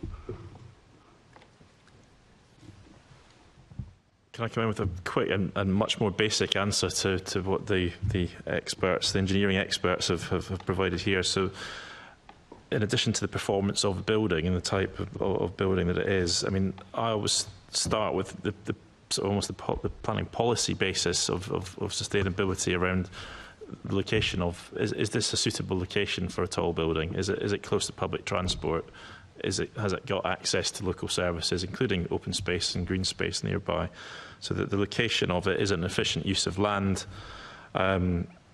what are we designing now? Certainly, schemes that have been designed in the last 5 years are being designed now for longer life cycles and also alterations to that building so that it can be put to other uses or it can be adapted in the future. That's something about modern buildings that's certainly perhaps more difficult in the retrofit scenario. And I think the other bit that should come into sustainability consideration is the kind of public benefits of developing that site, whether housing would be a public benefit, but so would job creation, but also what would happen to that site if it wasn't developed, or if it was developed at a lower scale. What are the scenarios around that? And I think that sort of economic stuff should be factored into sustainability in the same way that embodied carbon and everything else is considered. Thank you. Just Chris, I should have followed up. Just if you think there's any other approaches that planners and designers can take to reduce the environmental impacts of tall buildings. I think that there's, Russell mentioned earlier on about the amount of scrutiny that planning applications are subject to now, and the large volume of information which is prepared and assessed on behalf of developers, which I think is excellent. I'm not sure that there are many unexplored fields or stones which tend to be left unturned that I'd advocate spending more time on. The one thing I would, and this is a personal anecdote from a project, often we have, there's a sort of maximum datum to which buildings can be built based on, science and really thinking about visual impact. And sometimes those can result in some quite unusual shapes at the top of buildings as people seek to maximise the amount of space that can be delivered. Sometimes I think that has an impact on the sustainability of the building, the embodied carbon, the amount of structure that's required to maximise the space. And I think actually maybe if there was a bit better dialogue and understanding about what the top of the building and how the form should take, that might yield a better outcome, both in terms of the structure, but also some of the building services equipment which is required and tends to be on the top of the building, contorted into a rather small volume. That's really insightful, thank you. The final part of this section is just about, my section is just about the London plan and whether you think that we could set a London-wide carbon impact and sustainability target for tall buildings. I don't know who wants. Yeah, Russell. I'll jump in.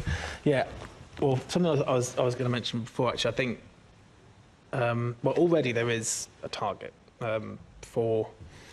there's a benchmark number from the GLA, which is something like 950 kilograms a square metre of carbon, and it's a bit less for residential. And it's the same whether it's tall or short. And then there's aspirational numbers, which most of us are already trending towards, which are nearer 600 and 550. So, we're kind of making big improvements. There's definitely a bit of unreliability around people's estimates of those, however. So we've got to be cautious about whether people are actually meeting the kind of aspirations of incredibly low embodied carbon values. But I think it's led to the behaviour that at least everyone is thinking about it. I think the thing we could do maybe more maturely now is pick zones where it's worth spending a bit more embodied carbon on really efficient, good tall buildings, and then squeezing that embodied carbon down on shorter ones where there may be a bit more laziness about meeting those targets. So, ultimately we need to be meeting on average. Say we pick a value and we say this council ward is going to have an average of 600 kilograms of carbon per square metre in its upfront carbon for these buildings. Everything that comes through this year, we're going to add that up to, 3 or 4 million tonnes of carbon. Sounds like quite a lot, doesn't it? And then you actually start to budget that out to different schemes based on the benefit they bring society. So it might be that they bring a really, colossal and beautiful public realm with them, and it's one building, but individually that building's embodied carbon metric would look quite negative, but actually its contribution back to society is much more positive, and they deserve therefore to have a bit more of that carbon budget. And then maybe some more vanilla sort of developments where they're not really putting much focus on reducing the embodied carbon. You actually say, well, you've got to hit a lower target, you've got to do a bit better.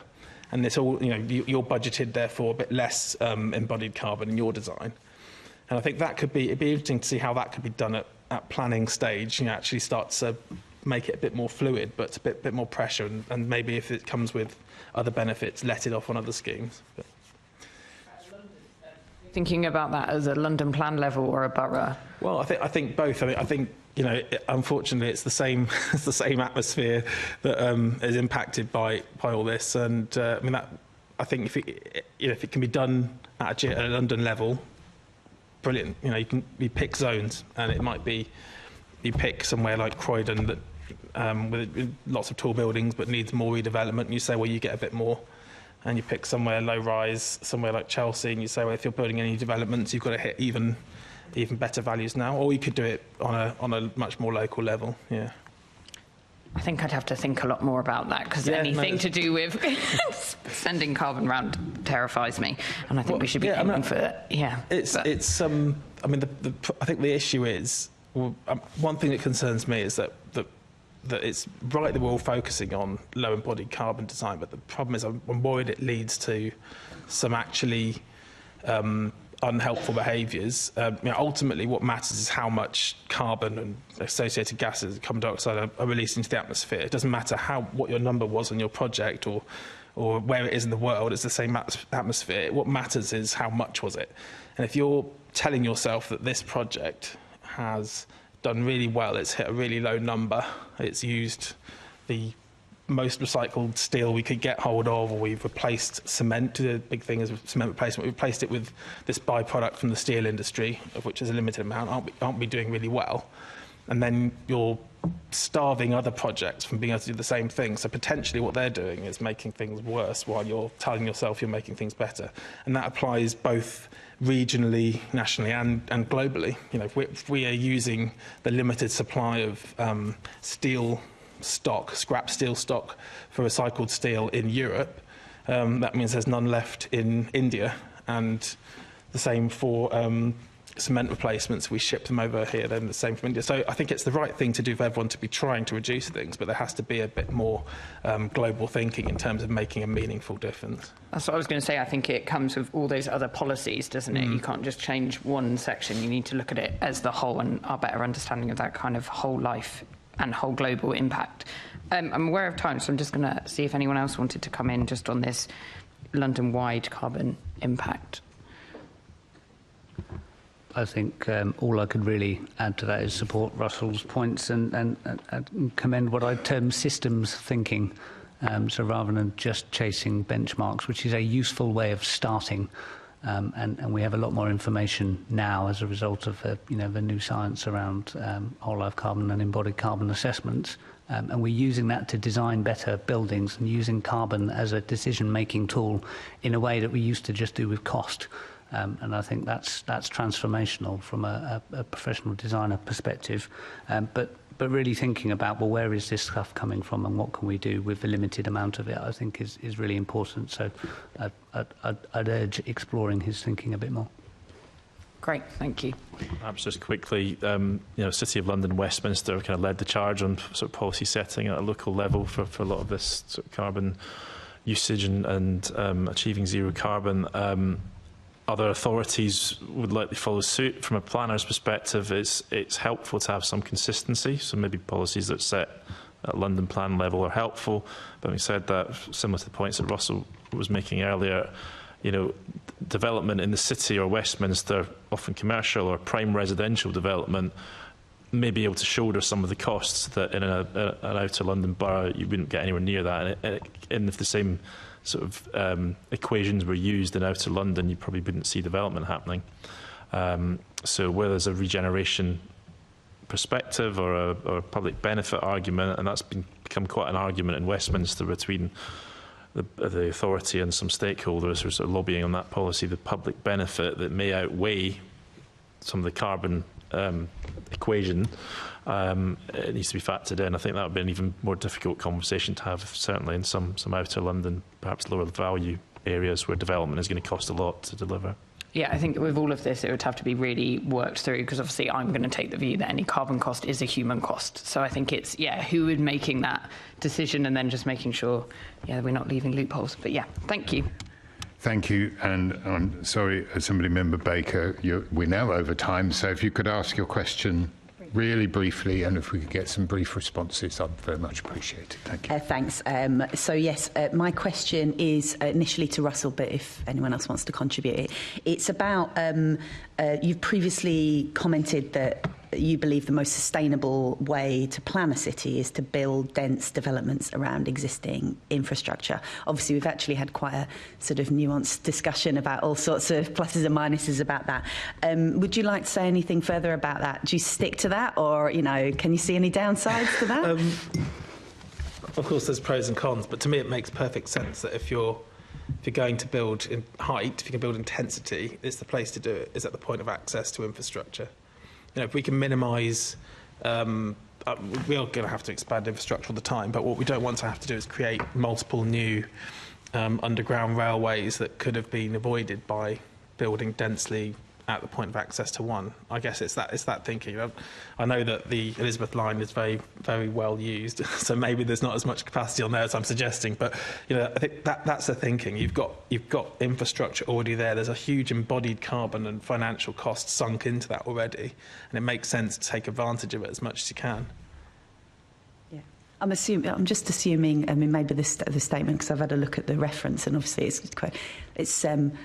That isn't the whole of what a city would be, though, is it? It wouldn't just be a network of lots of tower blocks around. I mean, but sometimes it sort of feels like, you know. Yeah. So, you know, is this driving some of the sort of developments that people see, and that, to be honest, some people see as a little bit uncomfortable and not actually what they see as a city? So is there a disconnect there? Sorry, I'm not being brief, but, you know. I mean, I think, it feels to me in a city like, well, certainly going back to, it was a deliberate planning policy under Ken Livingstone, wasn't it? But to build tower clusters, and it makes sense to build them next to infrastructure. But, I mean, back then it was probably more driven by commercial considerations. That's where you're going to get your returns. I mean, maybe that's just fortunate that people want to live where it actually makes sense for them to live. You know, people, yeah, I guess that's the thing. Where I live something like 9 minutes walk from a station, overground station, and for some people, when we were, you know, moving house, that's too far. That's not close enough to infrastructure. You know, for me, that's really close. And I guess it all comes down to perceptions, and some people literally need to live on top of a tube station to think they're connected to the city. Yeah. I think there's interesting, that's not within the scope, but interesting impacts on local economies if people are living just because they're in the above tube station. Apologies, I'm extemporizing. Chris, did you want to come in on any of that? I think, as with anything, the answer to this is quite complex, and there's no one right answer, is there? It's very much around the local context. At a point Russell made earlier on about infrastructure, obviously there's social infrastructure, there's travel infrastructure, there's also all of the other things that are required to make a community, you know, access to healthcare and GPs and schooling and so on. And I think, building on the earlier point around, if you build tall, you can liberate land to do some of these other meanwhile uses, which are just as important. Whereas if everything is at a lower scale, that balance becomes a bit harder. There's also the non-trivial point about utilities and access to power, for example, which in some parts of London is now a serious constraint, and the on-costs associated with organising power to particular sites can be significant, result in months or years worth of delay to construction projects, ultimately increasing cost, and the people who pay that cost at the end of the day are those who are then that we're seeking to build homes for. So certainly thinking about those things in the round as well is important. Thanks, Chris. Did you? No, that's up, sorry. Back to you. Well, thank you very much. I could go on for at least another hour on this. So we have been very restrained, and don't be surprised if you get a few questions from us later. But I'd like to thank all our panel of guests for this morning. I found it fascinating. We'll now take a break, back in 10 minutes at 11:30. Thank you very much for the next panel. Thank you. Really appreciate it.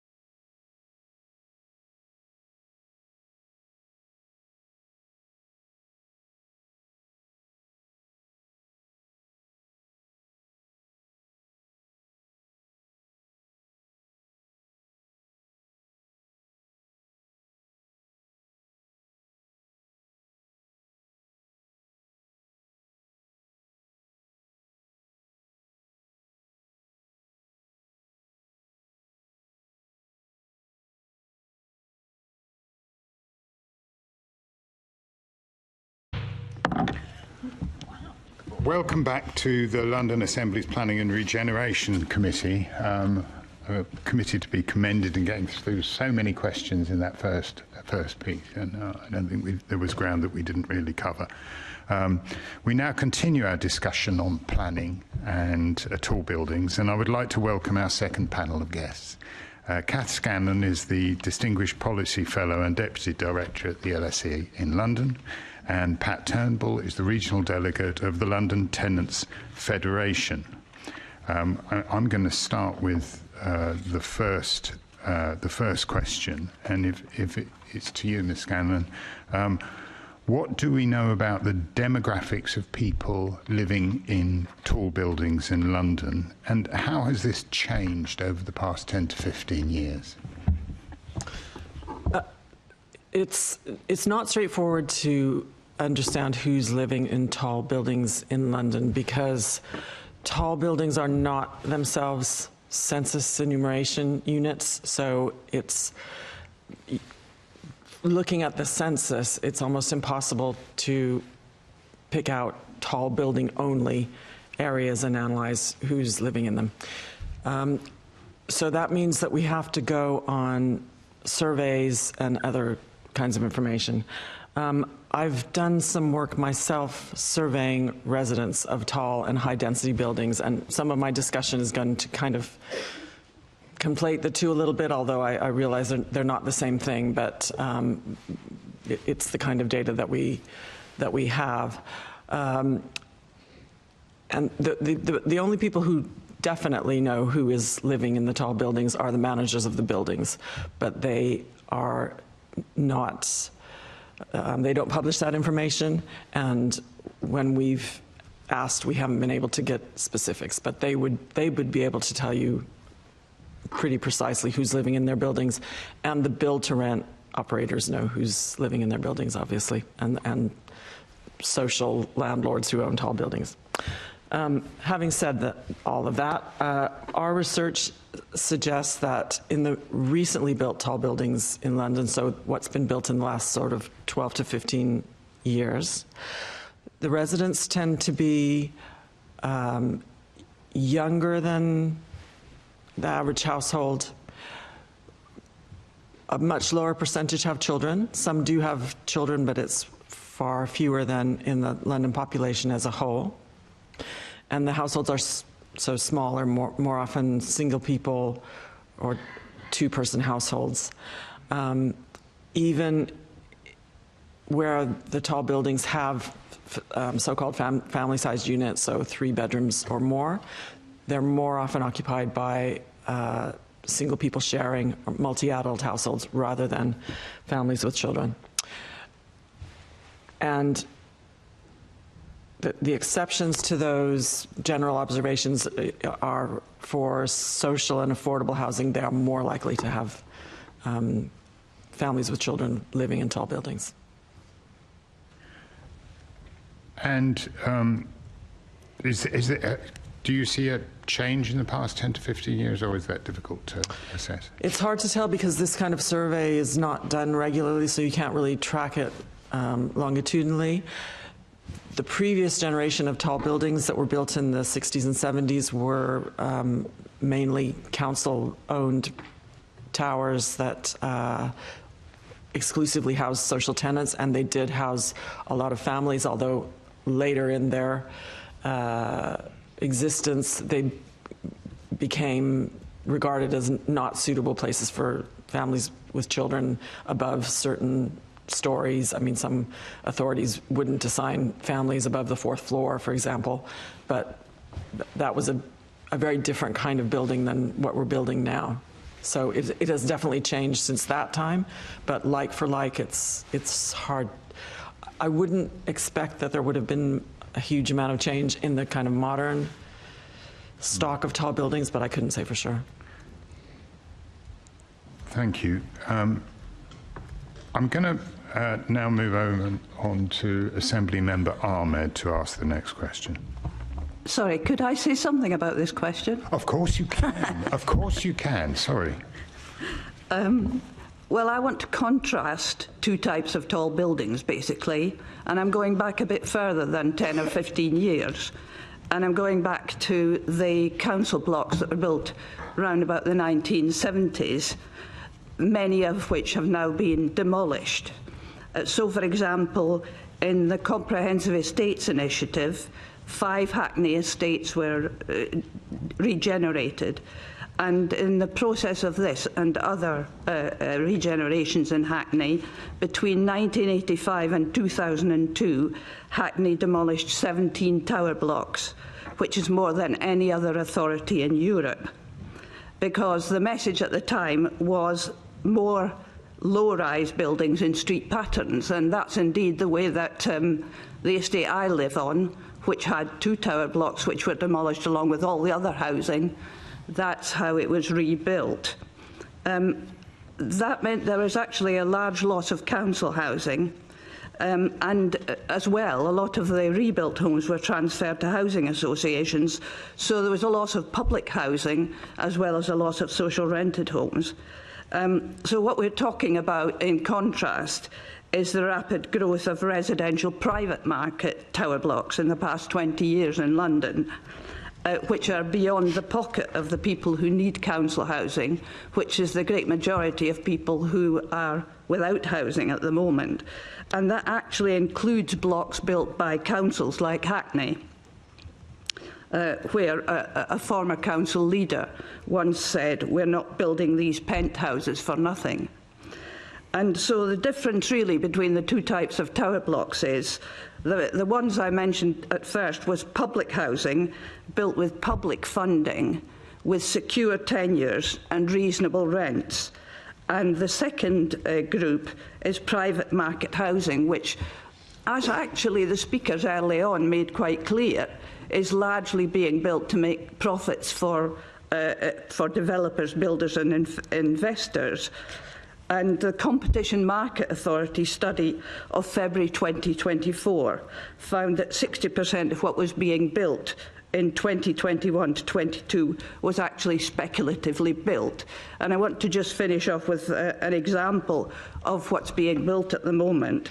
I saw an advertisement for River Park Tower, 9 Elms, which is an opportunity area, and this is homes starting from £1,091,000. Thank you very much. Assembly Member Ahmed, please. Thank you, Chair. Good morning, panel. Could you tell, so question for both of you. Oh, actually, do you mind if I interrupt you? Sorry, Assembly Member Go Ahmed. ahead. It's just that I do know, I feel it's my duty to welcome to the Chamber the school council and Year 9 students from Madani's Girls' School in Tower Hamlets who are in the public gallery today. It's a great pleasure to have you with us. And we're talking today about tall buildings and whether or not they're meeting the needs of London's housing. And I'll hand it back to you, Assembly Member Ahmed. Sorry about that. That's right, and thank you for interrupting with such a good interruption, Chair. So a question for you both. Are tall buildings delivering the type of housing London needs? Pat, would you like to start? Well, I think as I indicated in what I said in answer to the first question, the recent tall buildings are not meeting the needs of most Londoners. They're too expensive. So, for example, I live near the Olympic Park site, and it just seems there's a never-ending building programme there of extremely tall buildings, many of them residential, close packed together, but too expensive for most Londoners to live in. And I want to kind of contrast that with the estate next door to them, which is Carpenter's estate, which was built in the 1970s and which has survived demolition attempts since 2004. And if we're talking about design, and after all that's one of our, something we're concerned about when we think about planning, I just went to visit it a couple of days ago, and it's a well-designed estate. It's got 3 tall towers, but they're well spaced out round the perimeter of the estate. And in the middle, you've got streets of houses, you've got amenities, you've got green space, you've got play space. So that's 710 homes altogether. 434 are actually in the high-rise blocks and 276 in the low-rise blocks. There is a problem, and that is that, like so many estates that were built as council housing, this too is going to be subject to a regeneration programme. And fortunately, there's been a change, because they were talking for a long time about demolishing the entire estate, but now they're talking about refurbishing 2 of the towers. But they're going to increase the number of dwellings to 2,158, saying 50% will be affordable. We know how uncertain the term affordable is. But that's a huge increase in density on that estate. And apart from the building work that's going to go on, that's going to have an effect on the lifestyles of the people there. So I think this sort of urge towards density can be quite harmful. Thank you. Kath? Thank you. London needs not a single type of housing, but a whole range of types of housing to suit different sizes and makeups of households, different income levels, different accessibility requirements. So tall buildings alone cannot meet all the requirements for London's housing market, but they do meet the needs of some kinds of households, and there are some people who actively prefer to live in these buildings, and it gives them that choice.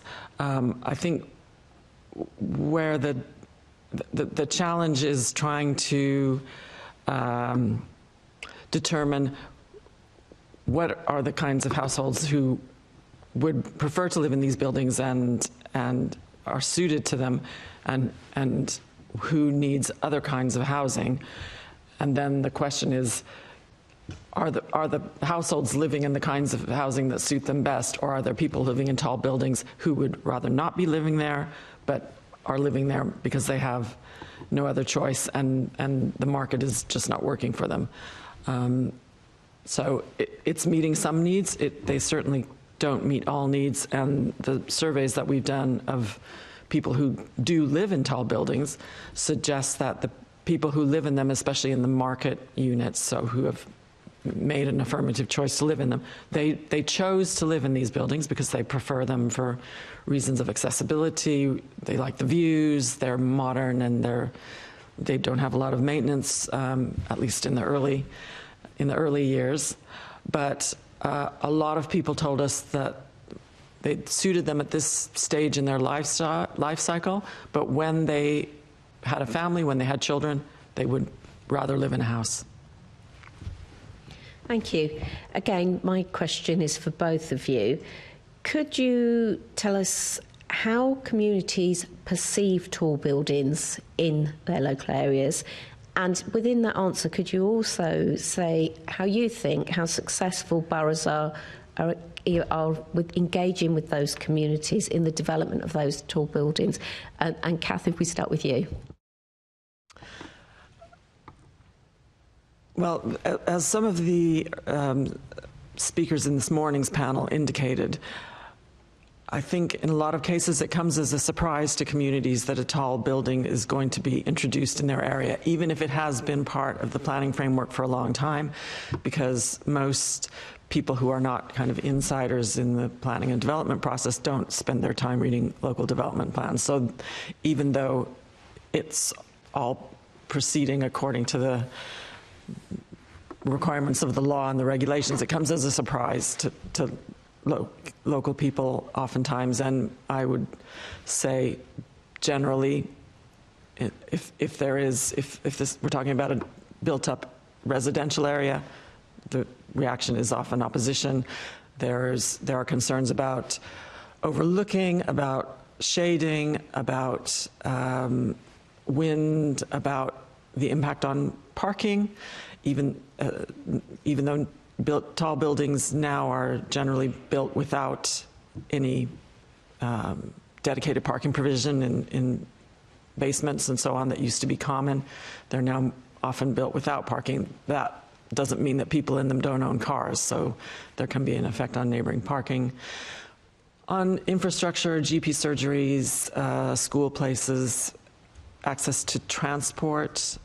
We heard in our studies of recently built tall buildings that, they are often concentrated around existing transport nodes, which makes complete sense from a efficiency, from the point of view efficient use of the urban infrastructure and sustainability, but the services may not be frequent enough to support the new residents. So, some people told us, well, I have to wait for 3 trains to go past in the morning. I live right on top of a tube station, but I can't get on the train because it's just too crowded by the time it gets to our stop in zone 2. So local residents are concerned about that kind of thing because it has a knock-on effect on everyone. I'll stop there. Thank you, Pat. Well, I looked through the archives of London Tenants Federation, and I found that in 2010, at one of our conferences, some of the attendees made some points about tall buildings. They complained of the growth of tall and large buildings in London, particularly in exclusive developments beside the river, blocking sightlines for existing residents, producing glare and overshadowing, and deflecting strong wind down to the ground level, making it dangerous for passers-by, particularly children, elderly and disabled people. They argued that there is need for buildings that are both environmentally and socially friendly, respectful of existing neighbourhoods and communities. And I think the kind of buildings they were talking about are the kind of buildings that have been built in the last sort of 15, 20 years. But on the other hand, we need to take note of the many positive comments about council blocks that have been made by the residents as well. So in the aftermath of the terrible Grenfell tragedy, what emerged was that there was a mutually supportive community in Grenfell Tower, and many people talked about their friendships and the support they gained from other households.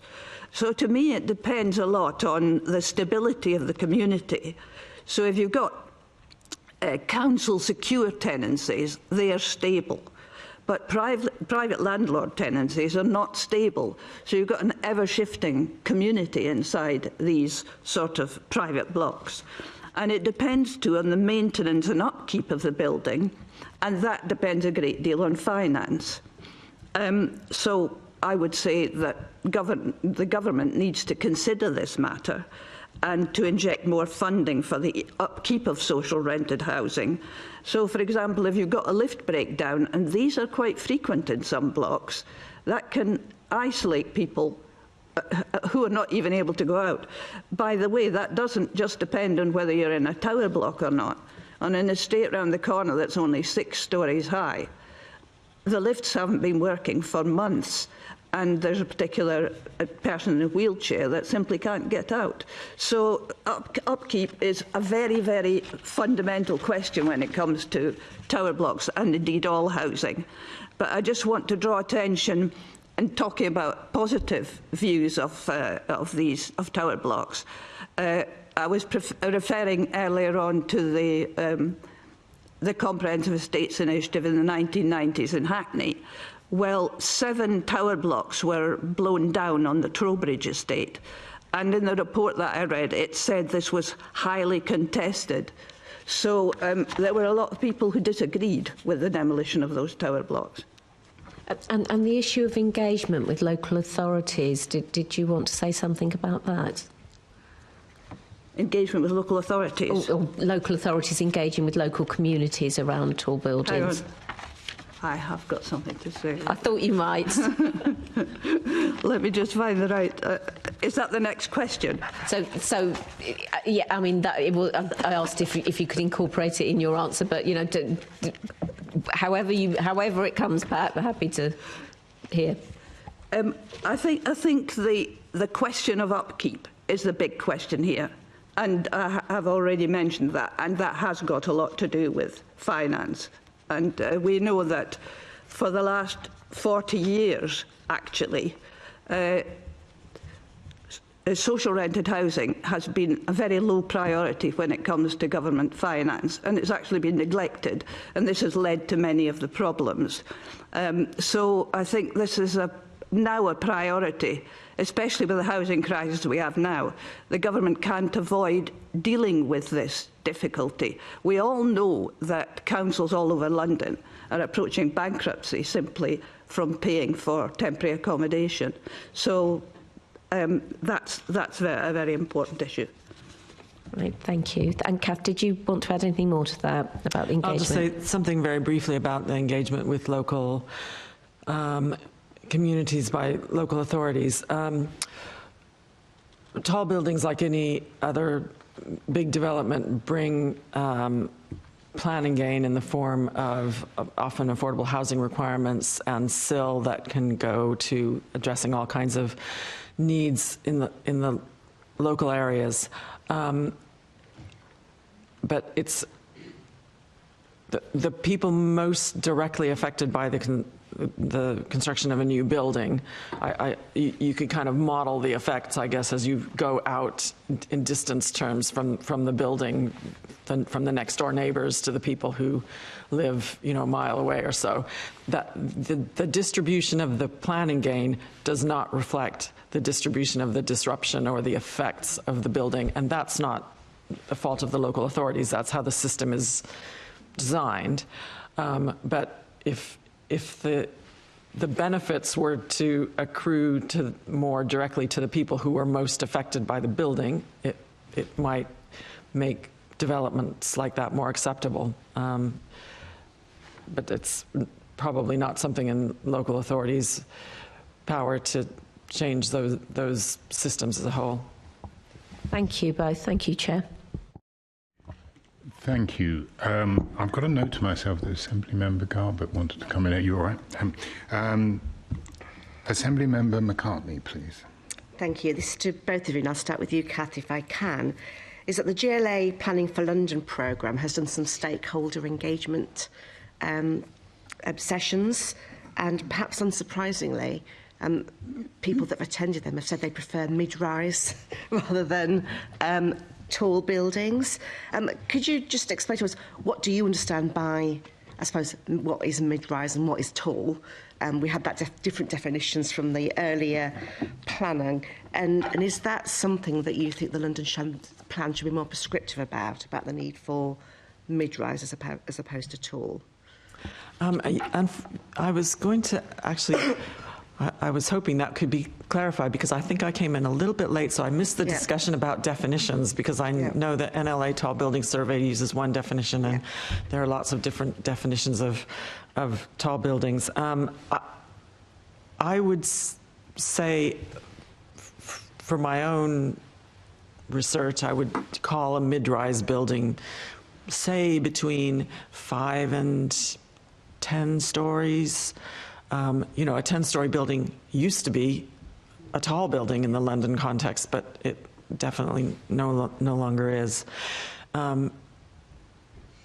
As to whether the plan should, and I absolutely accept that in terms of housing preferences, I would think that many more households would prefer to live in mid-rise buildings of the kind that you see in a lot of continental cities.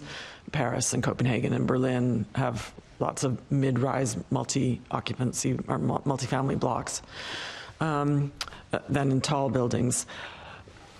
The discussion at the end of the first panel kind of touched on why that's not being built, because the value of the land is determined by the most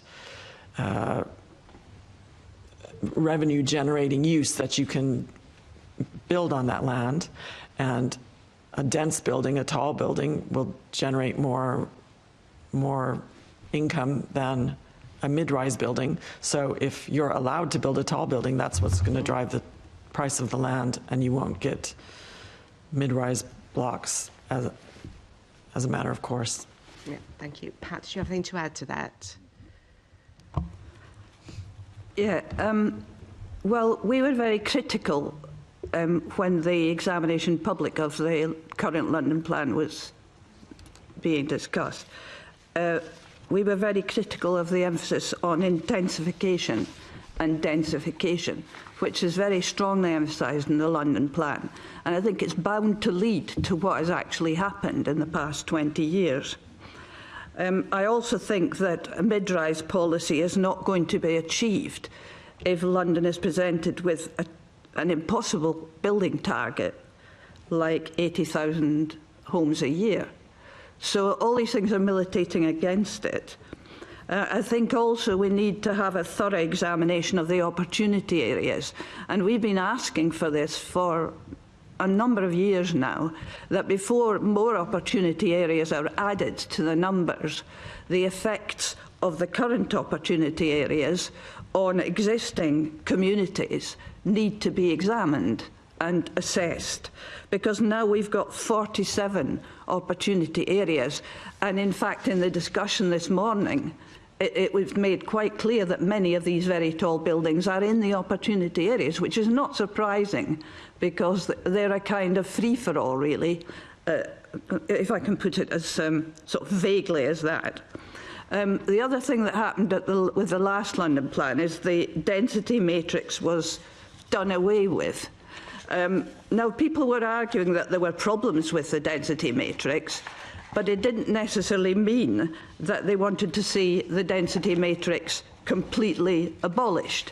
And in fact, London Tenants Federation had a proposal, which I'll just read out to you, in 2015, and they said this: a new density matrix should be considered that addresses the different needs of communities in relation to household income, such as accessibility of green spaces and nearby affordable leisure facilities, and issues such as levels of overcrowding. Schemes which entail overdevelopment, i.e. higher than density matrix levels of density, should be named and shamed. It sounds quite old-fashioned now, doesn't it, really? And I think the other thing that might be worth considering is that a lot of arguments have been put that London is less dense than other cities. And I found a paper by Duncan Bowie from 2015 where he argued about this. At the time, Andrew Adonis was saying that the average density of new projects in central London was 78 dwellings per hectare. Well, Duncan Bowie pointed out that, in fact, in 2013 to 14, the average density of new development consented schemes in London as a whole was 137 dwellings per hectare. And then if you looked at the boroughs, it was even more startling. City of London, 431, Tower Hamlets, 430, Hammersmith and Fulham, 390, Southwark, 283, Hackney, 242, and so on. And he then pointed out that these figures are actually borough averages, and some of the high-rise developments have been at over 2,000 dwellings per hectare, which is above the 1,700 figure quoted by Andrew Adonis for Kowloon in Hong Kong. He also pointed out the development densities had doubled over the past decade. Now remember, that's 2015, that's 10 years ago. So it would be very interesting to find out what the development densities are now, because they must have greatly increased since then. Yeah, thank you. And perhaps that's something, Chair, we could look into a little further after this meeting. I'm going to move on now to a question about health and well-being, about living in tall buildings. And I'm not going to ask about the amenities that go with them, because that's for a later question. But Kath, if I can start with you. I'm aware that there's quite a lot of research around the health and well-being of people that were living in blocks perhaps in the 60s and 70s, but there's less evidence about what more modern tower blocks, how the health and well-being of living in them is evaluated. So I was interested that you've done your surveys. So I'm just wondering if you could tell us, what has did it show any difference between the research we know from living in older tower blocks than new ones at all? Well, a lot of the work that was done on older tower blocks was work that was done, some in this country and some in the States, on estates that were already seen to have very serious problems. So the reason for doing the research was to understand what was going wrong in these places. So they weren't really probably broad reflections of what the experience of everyone living in towers in either country, because they were focusing on the places with problems. And the problems that they found were problems of crime or fear of crime, problems with lack of access to open space, or especially for households with children, that they wouldn't let their children go outside alone. So kids often couldn't go out and play until they were much older than would be the norm if they'd lived in street housing. People had higher suicide rates in these buildings, often by jumping out the windows. It was, some very extreme things. They're very different from the modern blocks that we're building today. On the survey work that we did, which was on quite a limited sample, so it's hard to generalize, but found that the people were largely happy with where they were living. They had chosen to live in these places, and they appreciated the good views. Many of them, although not all, had access to outdoor space of their own. They had balconies, and a lot of the schemes had roof gardens or some outside public realm that people could go out and take a walk and meet their neighbors and so on. I think the aspect that we had the most questions about was to what extent they were working as communities, and how was the kind of social well-being, and this was something, I guess, that really came to the fore during COVID, when people were confined to their homes and their communities. And it was very interesting how varied the experience was across different buildings. In some buildings, there did seem to be strong sense of community. Some of them had very active social media, WhatsApp groups or Facebook groups or something. And, in one building, I remember the average person said they used their Facebook group 3 times a week, and some people were on there, all day long. And some of them had active residence associations, and in others there was much more detachment. And in one building, the majority of people we surveyed said they didn't know a single other person in the building. Now, I think one of the things that affects that is the tenure mix in each building, and this is something that we don't know enough about, because the only way of getting this information is through surveying the residents, because the units that are in private ownership, you don't know if they're lived in by the owner or rented out necessarily, just from the sales information about the building. So private tenants seem to have a much, we know that they turn over much more rapidly than leaseholders or than social tenants. And so there may be a kind of tipping point of when there's too much private rental that makes it more difficult to build cohesion, but that's something that needs more work, I think. Yeah, that's something that Pat alluded to a little earlier, I think. Can I ask then, you earlier in your responses, you talked about the fact that in the private rented sector there was very little or very few children living in tower blocks, but more if you were a social tenant. Did you find any differences between tenants or owners that had children to those without, about the benefits of that, about that health and well-being aspect? Well, it was very interesting. We asked all of our survey respondents, do you think X block, whatever the name was of their building, is a good place to raise children. And the people who had children generally thought, yes, it was a good place to raise children. And the people who didn't have children said, no, it was not a good place to raise children. Interesting, yeah, yeah. Good. And you talked earlier about play space, often being on the roofs or whatever, and our chair earlier had asked about that.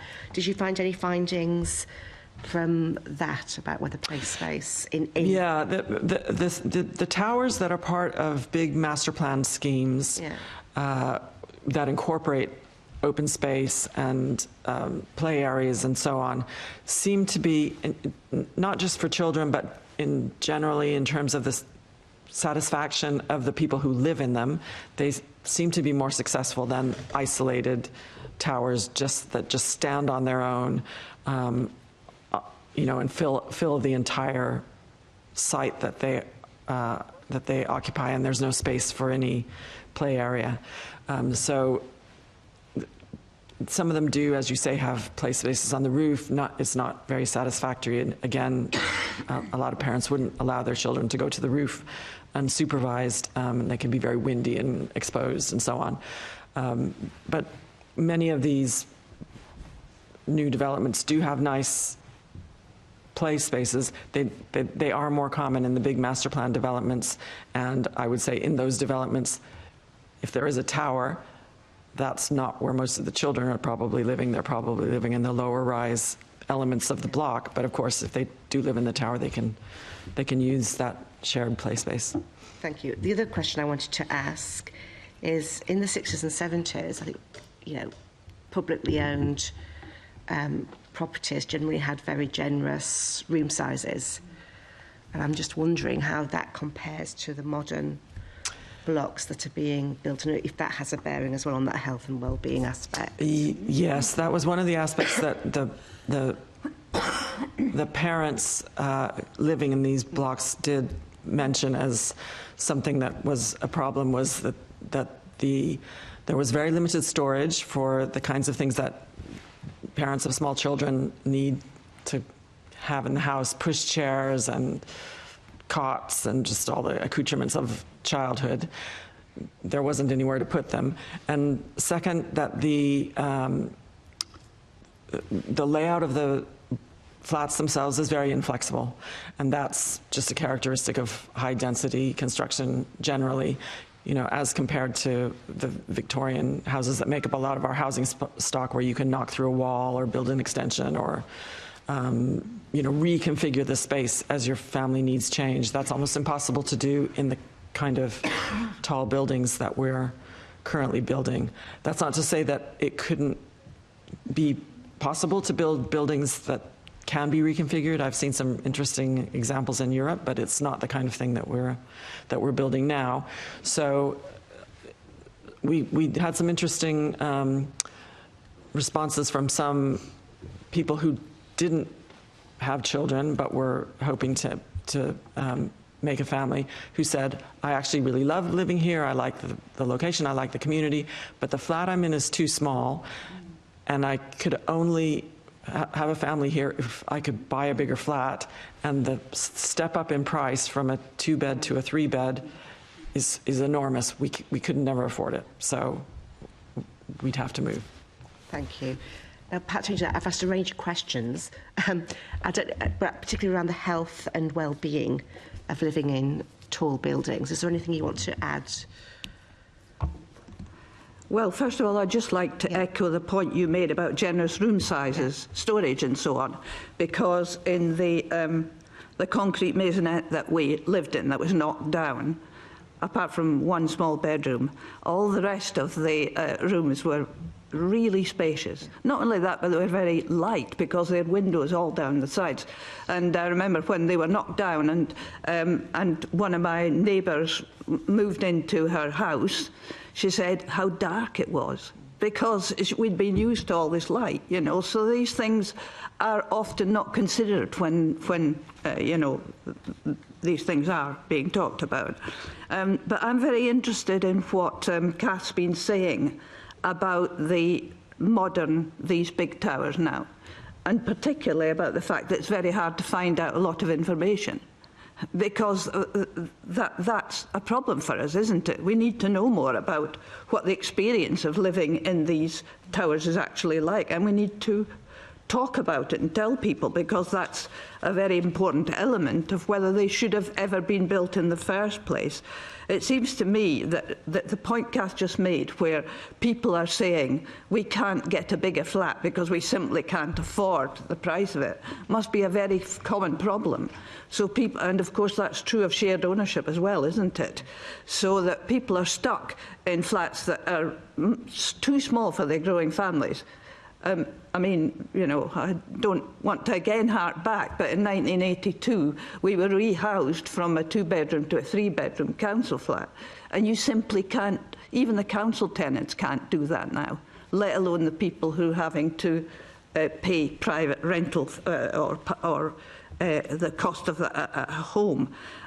So I think it must be a very big problem for them. And I think that if you're a tenant in those properties, again, it's the insecurity of tenure is going to lead to not a settled community, but an ever-moving community. And that's a big factor in whether you feel at home in your community or not. But the other point I just wanted to bring in here was the building safety point, because of course that's very relevant. And our coordinator, Joseph Jones, points this out. Tall buildings and fire safety are still a major concern. The taller the building, the harder it is to effectively control a fire. London Fire Brigade states that they are struggling to provide an effective service with the heights of the new taller buildings.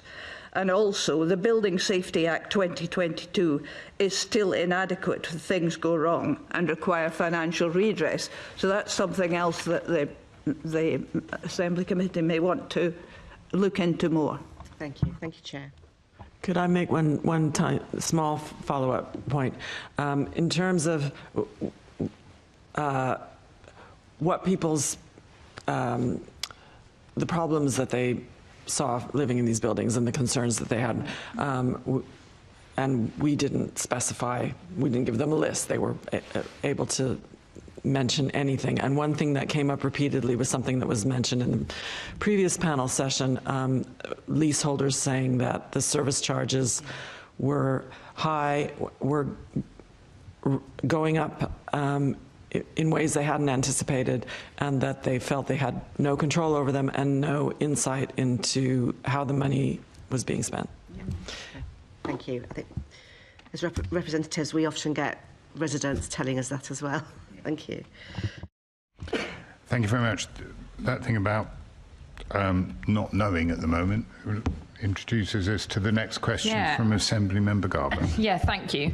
And thank you for your contribution so far. Just to ask a question on what we don't know, I just wanted to quickly ask about the ownership of the tall buildings, and are the units more or less likely than low and medium rise to be sold off plan or to overseas buyers? And then it links to kind of what we do and don't know about who's in them. Yeah, so as we heard this morning, some of the tall buildings remain in single ownership if they're operated by a build-to-rent operator or a purpose-built student accommodation or a co-living operator.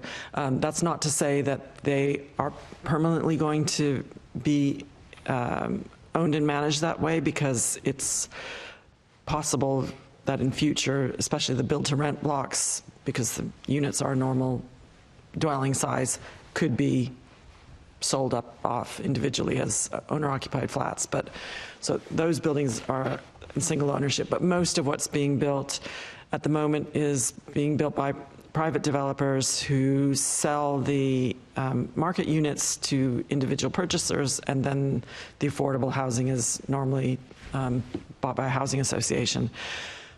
You ask whether the units in tall buildings are more likely to be bought off-plan.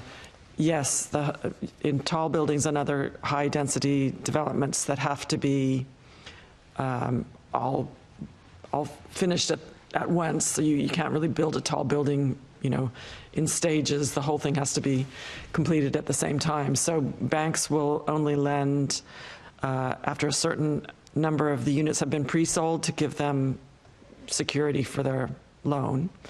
And these pre-sales have been more common to overseas buyers in the past, particularly because it hasn't been a traditional way of buying a home in this country. People prefer to walk around the unit and look at the views and so on. Mortgage offers only last 6 months in this country, so if you're signing a contract to buy a home that might not be completed for a couple of years, that's a risk. And also because this is something that buyers, especially in the Far East and the Middle East, are familiar with, and there was a lot of demand for housing in London by such buyers before the pandemic, and I think it slowed down during the pandemic. I haven't really kept abreast of what's been happening since, but it is certainly a major market for this kind of development. Thanks. Pat, did you want to add anything to that bit? If not, I'm going to move on to the next bit. Well, just to say that that's exactly what's happening with the council block of towers that's being built on the Britannia site, 290 of which are for sale. They're being marketed overseas. And it was a bit of a shock when they actually said that, because the talk had been previously that local Hackney residents would have first dibs on them. But that obviously has not actually turned out to be the case.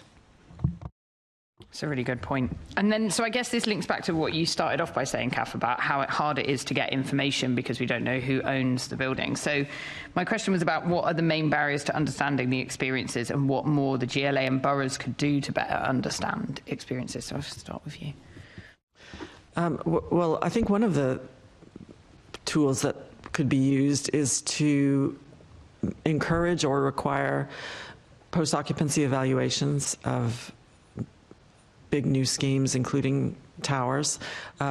It's regarded as best practice in the architecture industry, and architects are very, very keen to learn what works and what doesn't work in the buildings that they design. But they're expensive to do. They are, and basically nobody is required to do them usually, and so they're not widely done. When they are done, it's usually for the benefit of the developer or sometimes the architects. So they're not necessarily published, and the information that they contain isn't necessarily shared. So I think that would, if we could build up a kind of database of post-occupancy evaluations of buildings of a certain type, it would really help us understand what's going on in them. And they don't have to be done immediately after the building is finished. In fact, you want people to have had some time living there so that they can understand what works and what doesn't work. So even now, you could be evaluating buildings that were built 10 years ago. Thanks. Well, I think Kath knows more about the problems in the new towers, but I'd like to say something about the about council towers and council estates in general. And I think, well, London Tenants Federation always emphasises this. The best way of finding out the experiences of residents in tall council buildings and indeed in council buildings in general is through active tenant and residents associations. And unfortunately, the negative tendency to close down the borough tenants federations has led to a reduction in tenant organisation, which may be convenient in some ways for the councils because they get less criticism, but from the point of view of the well-being of the tenants, it's very negative because the tenants don't get together, discuss their problems and find out ways of pointing out those problems to the landlords and so on. So I think that that's a pity, and the tenant organisation should be regarded as being an essential and important matter that should be encouraged. But the problem has been also, especially with these regeneration schemes, that the views of residents have been largely disregarded, or in various ways they've been talked into agreeing to schemes that in the long run were not in their interests. So, for example, there's been a sort of concerted effort to demolish council estates in the past 30 years. And that's been accompanied by a kind of managed rundown of a lot of those estates that has made them more unpleasant to live in, and therefore finally led the tenants to say, anything's better than this, which is, this is one of the main reasons why we've got the housing crisis we have today, because we've lost so much council housing. But the last point I wanted to make was just to remind ourselves that there are positive views of council tower blocks, and that they've often been ignored, especially where councils were intent on demolishing them. And I found an article from the Hackney Gazette from 2017, and the journalist had talked to a man called Tom Hunter, who'd actually been employed to record people's views on the Holly Street estate before its regeneration. And he said this: you went into people's homes and it was a warm experience. Beautiful flats with high ceilings and great views out west to watch the sun setting. They wanted to knock down all four. There were 4 tower blocks on the Holly Street estate.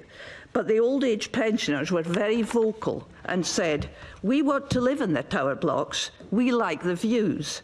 They loved the fact that they could get a lift and the community feel. They thought it was much safer, which was completely the opposite of what I thought they would say. And in fact, they were successful. And one block was kept on the Holly Street estate, and it was devoted to pensioners. I don't know if it still is like that now, but that's what happened then. So I think that's as an important. update, I used to represent that ward where that block was at, and while there were elderly people in there, I'm giving evidence here, perhaps I shouldn't. While it was reserved for elderly people, it worked very successfully. They had a concierge, and they actually loved the building, and you knew that they liked it because they stopped complaining about the council and started complaining about each other, which is the way residents work. But unfortunately, due to the pressure on housing waiting list in Hackney, they've now moved families back in and creating the issues we're familiar with. So I'm sorry I don't usually interject on somebody else's No, it's question. fine. Thank you, Pat. That was brilliant. I fully support, all of what you were saying. So, back to you, Chair. Thanks. Thank you very much. And to finish off, no pressure, you've got 7 minutes. Assembly Member Ahmad. Thank you, Chair. So, Kath, earlier you gave the example, a really good example of a block on top of a tube station and people living in, they had to wait for 3 trains before they could get on. So I'd like to widen that out a bit and ask what the main barriers, my apologies, are boroughs supporting delivery of the kinds of services and amenities residents of tall buildings want in and around development. So if you could start, it's a question for you both, but if you could start, Kath. Thank you for that. Well, some of the research that I've been referring to today, which we published a long write-up of it in this book, was actually funded by the GLA. And one of the questions that they asked of us is, could you look at some schemes that have supermarkets on the ground floor, shops and supermarkets? What do people feel about living above supermarkets? Well, people loved living above the supermarket. They said, that's the best thing about where I live. I just go take the lift down and the shop is right there. So that was very popular. And so it's not just accessibility to transport that people are looking for, but also accessibility to the full range of local services. And if that's as part of their own development, then so much the better. They're looking for a range of things within the scheme itself or within easy walking distance. Now, a lot of the kind of tall buildings that we're building now are in places that are already very densely built up and have all kinds of services around them. So that's not, they don't have to be created from scratch because they're already there.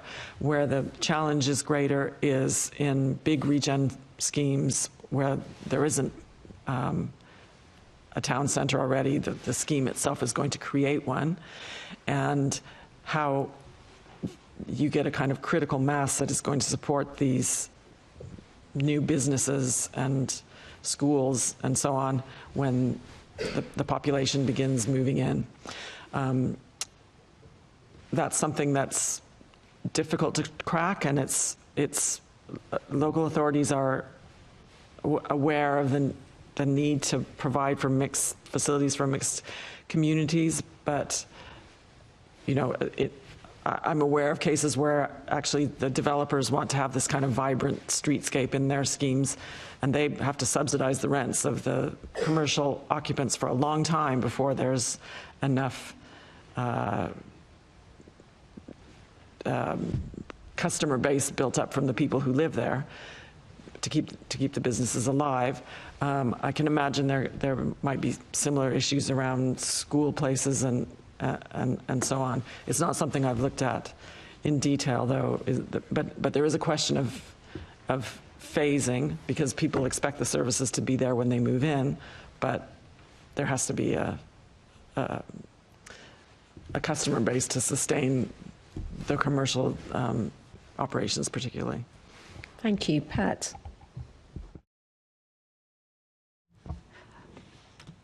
Well, I think when some of the council estates were built, there were plans for them to be proper areas that would have all amenities readily available in the community.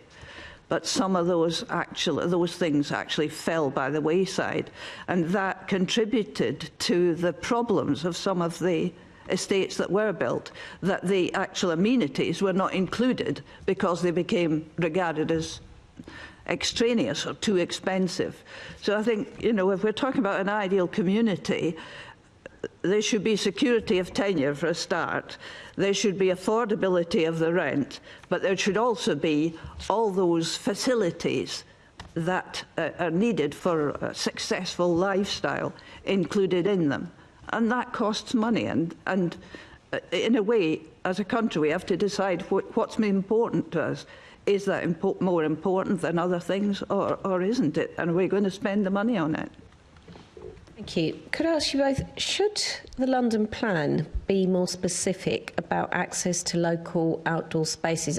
You've both given examples of where it works really well, but should the London plan be a lot more specific and detailed about this? I'd just like to say yes.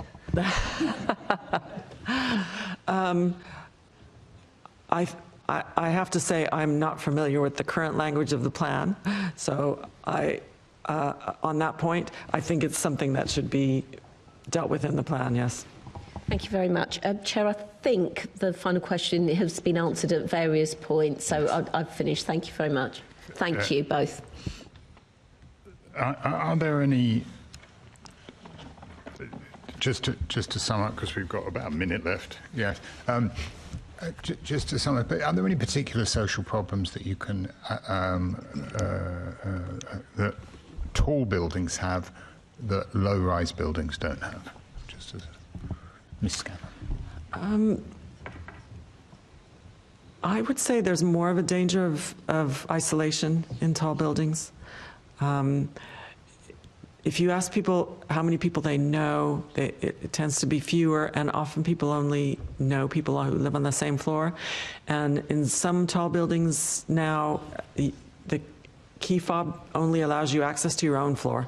So you can't, even if you do know somebody else in the building, you couldn't just pop down and visit them. So I would say that and also possibly issues of small children, access to play for people who live on the higher floors. Thank you very much. And with that, I think we've now reached the end of our session. I'd really like to thank you both for coming and to give such useful testimony. I think it's going to be. I know I can recommend to anybody this book. I know, Kath, you would you would support that. It's a very good analysis of the challenges that tall buildings present. The committee has a few more items of business to deal with, but feel free to leave the chamber while we deal with those, and thank you once again. Can I ask the committee to note the report and the discussion? Can we also delegate authority to me as chair in consultation with party group lead members to agree any output arising from the discussion? Yep. And can I ask the committee to note the work programme for the 2024-25 Assembly year? And the date of the next meeting is the 11th of February at 10 a.m. There is no other items of urgent business, which concludes this meeting. Thank you very much.